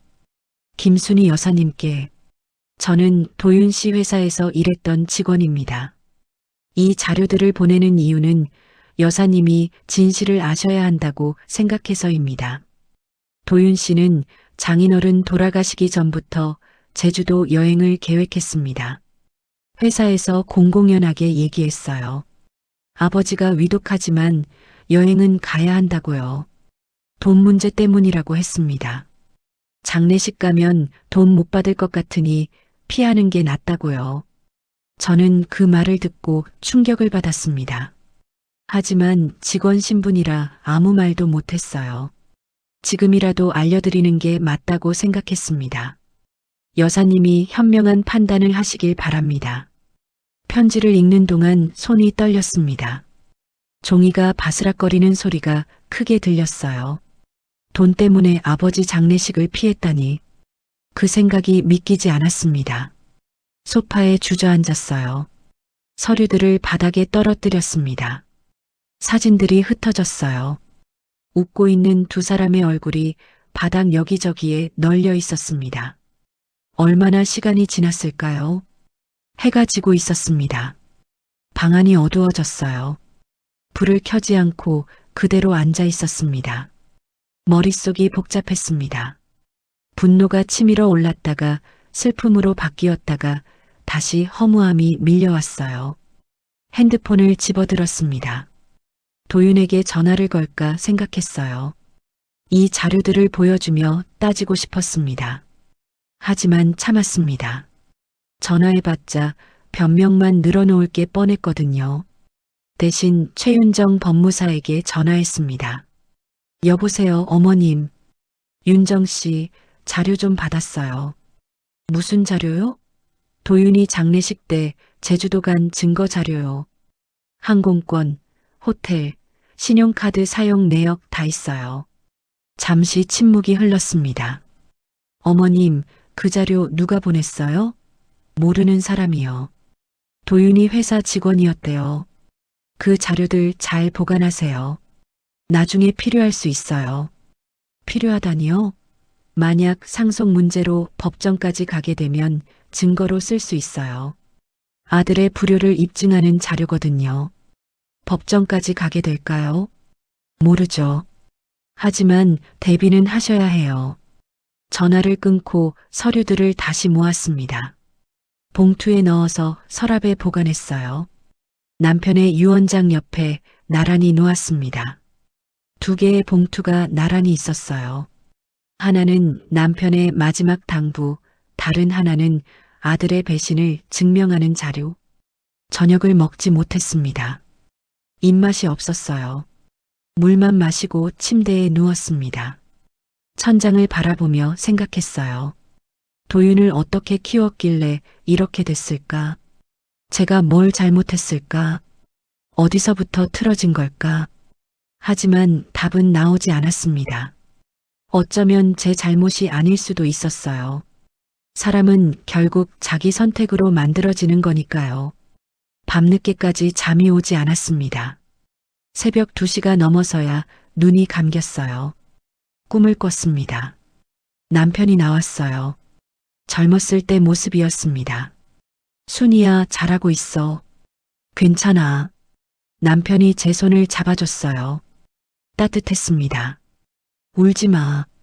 이제 내 인생 살아. 꿈에서 깨어났습니다. 아침 햇살이 창문으로 들어오고 있었어요. 눈물이 뺨을 타고 흘렀습니다. 하지만 슬픈 눈물은 아니었어요. 일어나 세수를 하고 아침을 준비했습니다. 밥을 짓고 국을 끓였어요. 평범한 아침이었습니다. 식탁에 앉아 밥을 먹었어요. 혼자 먹는 밥이었지만 쓸쓸하지 않았습니다. 창밖으로 새들이 날아가는 게 보였어요. 자유롭게 하늘을 날고 있었습니다. 저도 그렇게 될 수 있을 것 같았어요. 핸드폰을 봤습니다. 부재중 전화가 없었어요. 문자도 없었습니다. 도윤은 여전히 연락이 없었어요. 괜찮았습니다. 이제 기다리지 않았으니까요. 오후에 산책을 나갔습니다. 동네 한 바퀴를 천천히 걸었어요. 무릎이 아팠지만 참을만 했습니다. 수술만 받으면 나아질 거였어요. 걷다가 벤치에 앉아 쉬었습니다. 공원에는 아이들이 놀고 있었어요. 웃음소리가 들렸습니다. 밝은 소리였어요. 그 소리를 들으며 생각했습니다. 제 인생도 아직 끝나지 않았다고.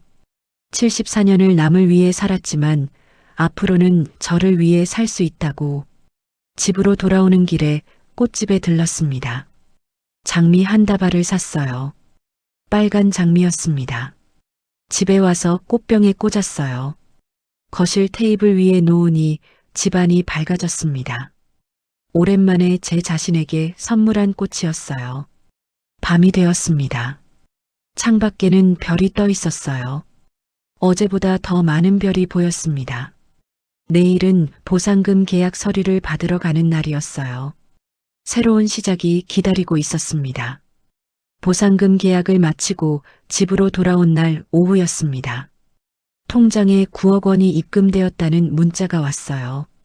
화면에 표시된 숫자를 보는데도 실감이 나지 않았습니다. 평생 본 적 없는 금액이었거든요. 소파에 앉아 한참을 멍하니 있었어요. 이제 뭘 해야 할까? 어디서부터 시작해야 할까? 그런 생각들이 머릿속을 맴돌았습니다. 저녁 6시쯤이었을 거예요. 현관 초인종이 울렸습니다. 누굴까 싶어서 문을 열었어요. 도윤과 하윤이 서 있었습니다. 두 사람 다 정장을 입고 있었어요. 손에는 큰 쇼핑백을 들고 있었습니다. 엄마, 우리야. 들어가도 돼? 도윤의 목소리는 평소와 달랐습니다. 밝았어요. 마치 아무 일도 없었던 것처럼요. 들어와. 거실로 들어온 두 사람은 쇼핑백을 테이블 위에 놓았습니다. 명품 브랜드 로고가 보였어요. 엄마, 이거 선물이야. 건강식품이랑 옷이랑 샀어. 하윤이도 환하게 웃으며 말했습니다. 어머님, 요즘 좋은 홍삼이 나왔길래 샀어요. 건강 챙기세요. 갑작스러운 친절이었습니다. 지난번 싸우고 나간 지 한 달도 안 됐는데 마치 다른 사람들 같았어요. 고마워. 여기 앉아. 두 사람은 나란히 소파에 앉았습니다. 서로 눈빛을 주고받더니 도윤이 입을 열었어요. 엄마, 지난번엔 우리가 잘못했어. 너무 급하게 굴었던 것 같아. 미안해. 하윤도 고개를 숙였습니다. 어머님, 정말 죄송해요. 저희가 힘들다고 어머님한테 부담 드린 거 반성하고 있어요. 사과는 듣기 좋았습니다. 하지만 진심이 느껴지지 않았어요. 타이밍이 너무 완벽했거든요. 보상금 받은 바로 그날이었으니까요. 그래, 알았어. 엄마, 근데 보상금 받았다며? 도윤의 질문이 나왔습니다. 기다렸다는 듯이요. 응, 받았어. 얼마나 받았어? 9억 정도. 도윤과 하윤의 눈이 동시에 커졌습니다. 놀라움과 기대가 섞인 표정이었어요. 와, 대박이다. 진짜 많이 받았네. 그러게. 엄마, 그 돈 어떻게 할 거야? 그냥 통장에 넣어둘 거야? 일부는 예금하고 일부는 쓸 거야. 병원비도 내야 하고.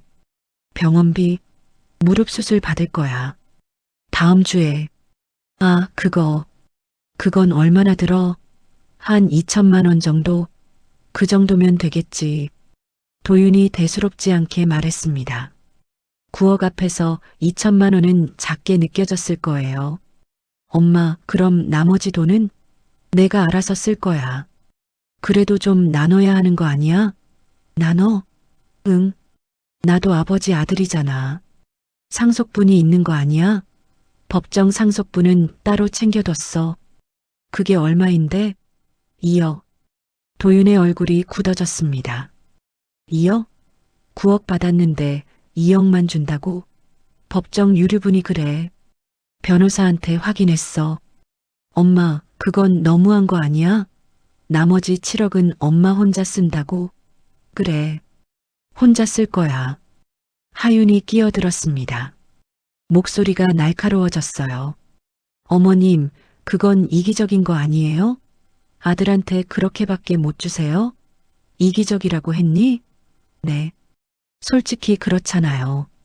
10억 가까이 받았으면 절반은 줘야 하는 거 아니에요? 왜 절반을 줘야 하는데? 가족이니까요. 가족은 나눠야죠. 제 목소리가 차갑게 식었습니다. 가족. 그 말을 듣는 순간 웃음이 나왔어요. 가족이 뭔데? 아버지 장례식도 안 온 사람들이 가족이래. 엄마, 그 얘기 또 하는 거야? 또 하냐고? 한 번도 제대로 얘기 안 했잖아. 너희 제주도 간 거 미리 계획했던 거지? 도윤의 얼굴이 하얗게 질렸습니다. 뭐, 일주일 전에 항공권 예매했더라. 호텔도 미리 잡았고, 아버지 돌아가시기 전부터 계획한 여행이었어. 어떻게 알았어? 익명으로 자료 받았어. 너희 회사 직원이 보냈더라. 전부 다 있어. 항공권, 호텔 예약, 신용카드 사용 내역까지. 침묵이 흘렀습니다. 도윤은 할 말을 잃은 것 같았어요. 하윤은 고개를 숙이고 있었습니다. 그래서 물어보는 거야. 너희한테 가족이 뭐냐고. 돈 나오면 찾아오는 게 가족이야? 엄마, 말하지 마. 나 다 알아. 너 회사에서 말했다며. 아버지 장례식 가면 돈 못 받을 것 같으니까 피하는 게 낫다고. 도윤이 벌떡 일어났습니다. 얼굴이 붉어졌어요. 누가 그런 헛소리를. 헛소리가 아니야. 편지도 있어. 내 직원이 직접 써서 보냈어. 도윤은 더 이상 말하지 못했습니다. 거짓말이 들통난 순간이었어요. 하윤도 일어났습니다. 목소리가 떨렸어요. 어머님, 그래도 저희 잘못 인정하고 사과했잖아요. 그걸로 끝이야? 사과하면 다 용서돼? 그럼 어떻게 하길 원하세요? 그냥 너희 인생 너희가 살아. 나도 내 인생 살 테니까. 도윤이 비웃었습니다. 결국 돈 때문이잖아. 엄마도 돈이 생기니까 달라진 거야. 맞아. 나 달라졌어. 이제 당하고만 살지 않을 거야. 너희가 날 우습게 봤으니까 이제는 안 봐줄 거야. 그럼 우리 보고 어떻게 살라는 거예요? 하윤이 소리쳤습니다.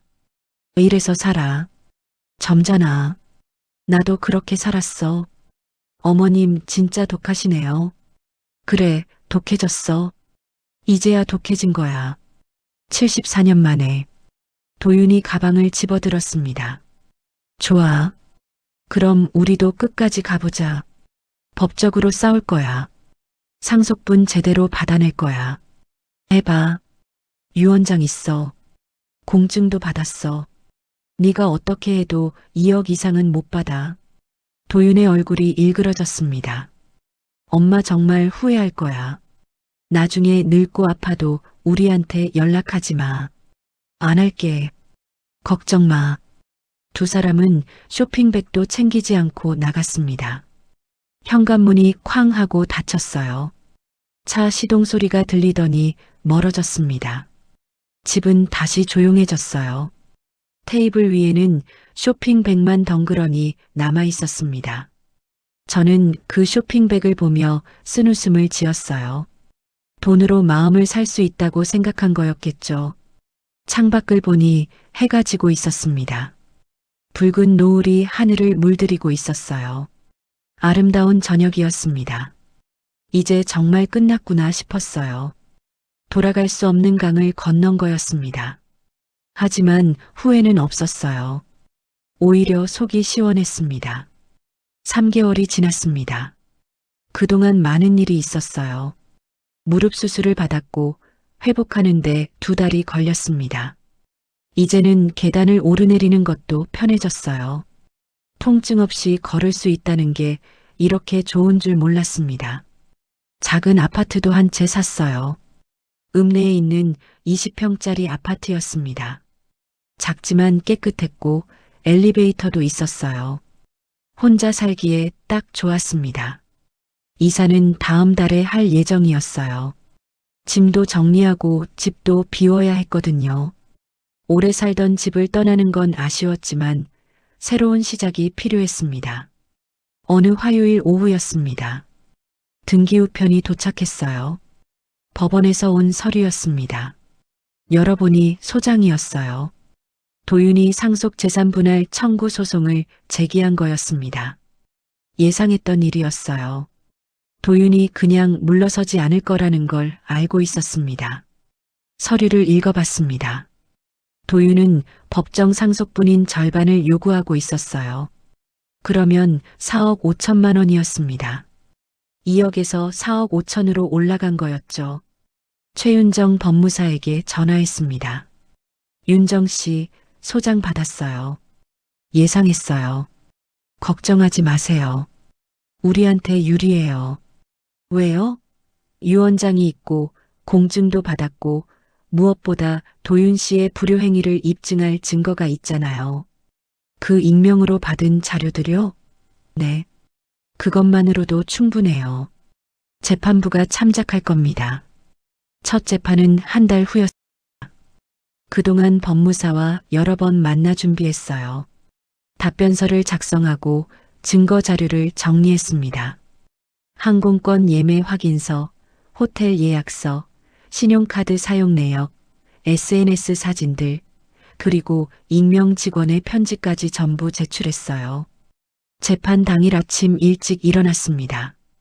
검은색 정장을 입고 머리를 단정하게 했어요. 거울을 보니 떨리는 게 느껴졌습니다. 하지만 자신감도 있었어요. 제가 옳다는 걸 알고 있었거든요. 법원에 도착했습니다. 복도에는 사람들이 많았어요. 다들 긴장한 표정이었습니다. 저도 벤치에 앉아 기다렸어요. 최윤정 법무사가 옆에 앉았습니다. 긴장하지 마세요. 잘 될 거예요. 고마워요. 정말 고마워요. 법정 문이 열렸습니다. 안으로 들어가니 도윤과 하윤이 이미 앉아 있었어요. 변호사도 함께였습니다. 도윤은 저를 보더니 고개를 돌렸습니다. 눈을 마주치지 않았어요. 하윤은 표정이 굳어 있었습니다. 재판장이 들어왔습니다. 50대 여성 판사였어요. 차분해 보이는 분이었습니다. 지금부터 상속재산 분할 청구 사건 심리를 시작하겠습니다. 원고 측 주장부터 들어보겠습니다. 도윤의 변호사가 일어났습니다. 30대 남성이었어요. 준비한 서류를 펼쳤습니다. 원고 김도윤은 피상속인 김성호의 친아들로서 법정 상속분인 절반을 청구합니다. 피고 김순희는 유언장을 근거로 2억만 지급하겠다고 주장하나 이는 유류분을 침해하는 것입니다. 변호사의 말이 이어졌습니다. 법리적인 내용들이었어요. 저는 조용히 앉아서 들었습니다. 피고 측 주장 들어보겠습니다. 최윤정 법무사가 일어났습니다. 피고 김순희는 고인의 유언을 존중하여 2억을 상속하기로 했습니다. 이는 법정 유류분을 충족하는 금액입니다. 또한 원고 김도윤의 불효행위를 고려할 때 이 금액도 과분합니다. 불효행위요? 판사가 물었습니다. 네. 원고는 부친의 장례식에 불참했고 그 기간 동안 제주도 여행을 다녀왔습니다. 이는 계획적이었으며 금전적 이유로 장례식을 회피한 것으로 보입니다. 최윤정 법무사가 증거 자료를 제출했습니다. 판사는 서류들을 하나씩 확인했어요. 표정이 굳어지는 게 보였습니다. 원고, 이에 대해 반박하시겠습니까? 도윤이 일어났습니다. 목소리가 떨렸어요. 그건 사정이 있었습니다. 무슨 사정입니까? 회사 일이 바빠서. 그래서 미리 일주일 전에 여행을 예약하셨습니까? 그건 도윤은 대답하지 못했습니다. 변호사도 난처한 표정이었어요. 피고 측 추가 증거 있습니까? 네. 익명의 제보자가 보낸 편지가 있습니다. 원고가 회사에서 아버지 장례식 가면 돈 못 받을 것 같다고 말했다는 내용입니다. 편지를 제출했습니다. 판사는 천천히 읽었어요. 얼굴이 더욱 굳어졌습니다. 원고, 이것도 사실입니까? 아닙니다. 그런 말 한 적 없습니다. 하지만 증인이 있습니다. 도윤의 얼굴이 창백해졌습니다. 더 이상 변명할 수 없다는 걸 아는 것 같았어요. 잠시 정리하겠습니다. 판사가 자리를 떴습니다. 20분 후 다시 들어왔어요. 판결을 선고하겠습니다. 법정이 조용해졌습니다. 원고의 청구를 기각합니다. 피고가 제시한 2억 원은 법정 유류분을 충족하며 원고의 불효 행위를 고려할 때 적정한 금액으로 판단됩니다. 도윤이 벌떡 일어났습니다. 판사님, 그건 판결에 불복하시면 항소할 수 있습니다. 판사가 단호하게 말했습니다. 재판이 끝났어요. 법정을 나오는데 다리에 힘이 풀렸습니다. 벤치에 앉아 한숨을 쉬었어요. 이겼다는 실감이 나지 않았습니다. 잘하셨어요, 어머님. 최윤정 법무사가 어깨를 두드려줬습니다. 고마워요. 정말로요. 복도에서 도윤과 마주쳤습니다. 도윤은 저를 똑바로 쳐다봤어요. 눈빛이 차갑더라고요. 엄마, 만족해? 응, 만족해. 좋아. 이제 정말 끝이야. 나 다신 안 볼 거야. 그래. 나도 그럴게. 도윤은 돌아서 갔습니다. 하윤도 따라갔어요. 두 사람의 뒷모습을 지켜봤습니다. 슬프지 않았어요. 오히려 후련했습니다. 법원을 나와 버스 정류장으로 갔습니다. 햇살이 따뜻했어요. 바람이 부는데 상쾌했습니다. 핸드폰을 꺼내 친구 경희에게 전화했습니다. 경희야, 나야. 순이야, 어떻게 됐어? 이겼어. 정말? 축하해. 고마워. 오늘 저녁에 술 한잔 하자. 좋아. 내가 살게. 버스를 타고 집으로 돌아왔습니다. 집에 들어서니 평온했어요. 더 이상 불안하지 않았습니다. 소파에 앉아 창밖을 봤습니다. 해가 지고 있었어요. 오늘도 하루가 끝나가고 있었습니다. 내일은 이삿짐을 정리해야겠다고 생각했어요. 새 집에서 새로운 삶을 시작하는 겁니다. 혼자지만 외롭지 않을 거예요. 제 선택으로 사는 삶이니까요. 1년이 지났습니다. 새 아파트에서의 생활은 평온했어요. 작지만 제 공간이었고 제 마음대로 꾸밀 수 있었습니다. 거실에는 화분을 여러 개 놓았어요. 베란다에서 햇빛을 받으며 자라는 식물들을 보면 기분이 좋았습니다. 아침마다 커피를 내려 마셨어요. 천천히 마시면서 하루를 시작했습니다. 급할 것이 없었거든요. 무릎 수술 후로는 산책도 자주 했어요. 강변 산책로를 걷는 게 일과가 되었습니다. 1시간쯤 걸으면 몸도 마음도 가벼워졌어요. 산책하다가 만난 이웃들과 인사도 나눴습니다. 나이 비슷한 할머니들이 많았어요. 가끔 같이 걸으면서 수다를 떨기도 했습니다. 어느 토요일 오후였습니다. 친구 경희가 놀러 왔어요. 손에 케이크 상자를 들고 있었습니다. 순이야, 생일 축하해. 고마워, 경희야. 75살이라니 믿기지 않더라고요. 작년 이맘때만 해도 힘들었는데 지금은 많이 달라졌습니다. 거실에 앉아 차를 마시면서 이야기를 나눴어요. 순이야, 요즘 어때? 좋아. 정말 좋아. 얼굴이 많이 밝아졌다. 예전보다 훨씬. 그렇지? 나도 그렇게 느껴. 도윤이는 연락 없어?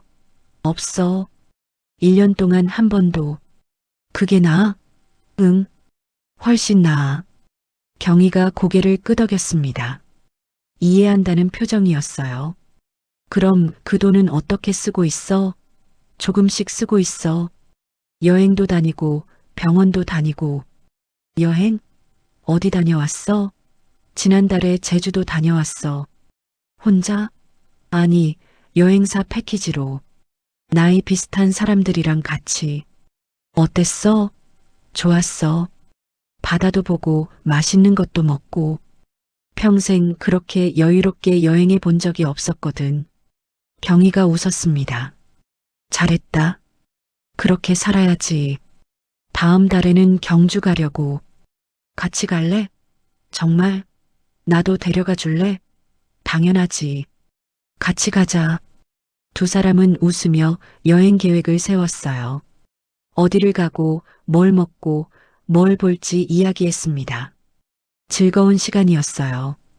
경희가 돌아간 후 저녁을 준비했습니다. 간단하게 된장찌개와 밥을 지었어요. 식탁에 앉아 혼자 저녁을 먹었습니다. 외롭지 않았어요. 오히려 편안했습니다. 설거지를 하고 거실에 앉았습니다. 서랍을 열어 남편의 사진을 꺼냈어요.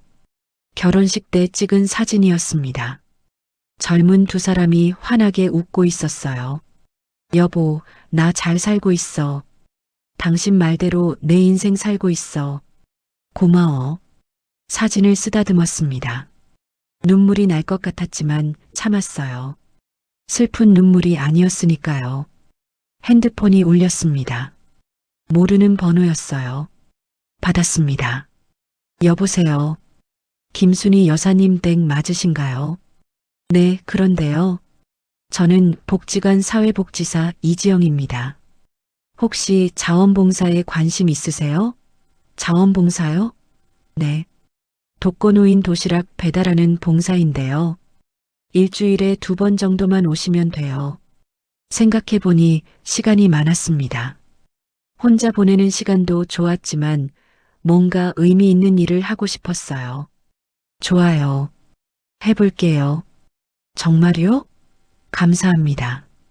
다음 주 화요일에 오리엔테이션 있어요. 그때 뵐게요.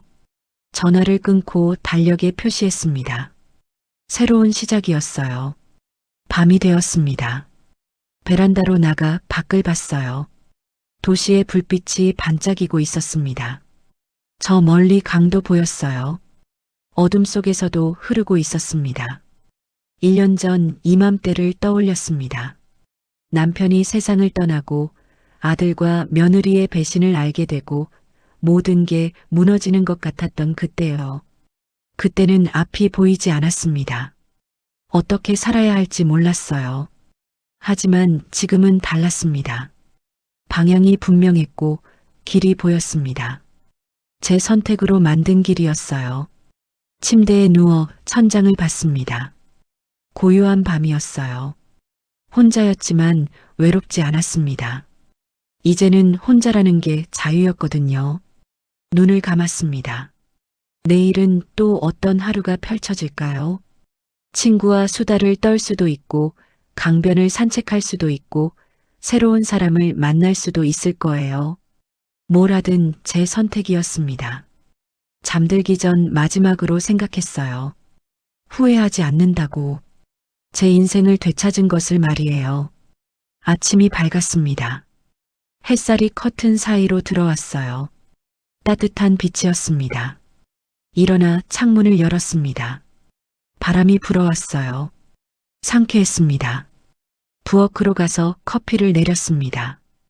향긋한 냄새가 집안을 채웠어요. 컵을 들고 베란다로 나갔습니다. 멀리 산이 보였어요. 아침 햇살을 받아 빛나고 있었습니다. 새들이 날아가는 게 보였어요. 자유롭게 하늘을 가로지르고 있었습니다. 저도 그렇게 자유로웠어요. 더 이상 누구에게 묶여 있지 않았습니다. 더 이상 누구를 위해 희생하지 않았어요. 이제는 저를 위해 살았습니다. 74년 만에 찾은 제 인생이었어요. 커피를 한 모금 마셨습니다.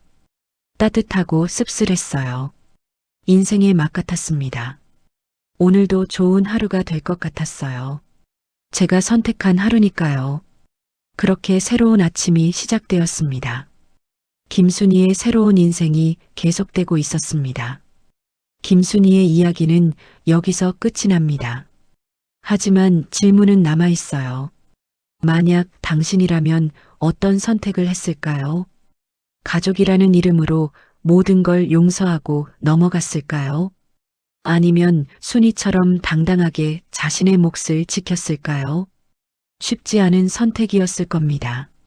74년을 부모로, 아내로, 며느리로 살아온 사람이 갑자기 자기 자신으로 살기 시작한다는 건 말이에요. 주변에 비난도 있었을 거고 외로운 순간도 많았을 겁니다. 하지만 순이는 해냈어요. 남편의 마지막 당부를 지켰고 자신의 존엄을 되찾았습니다. 이 이야기가 누군가에게는 위로가 되었으면 좋겠어요.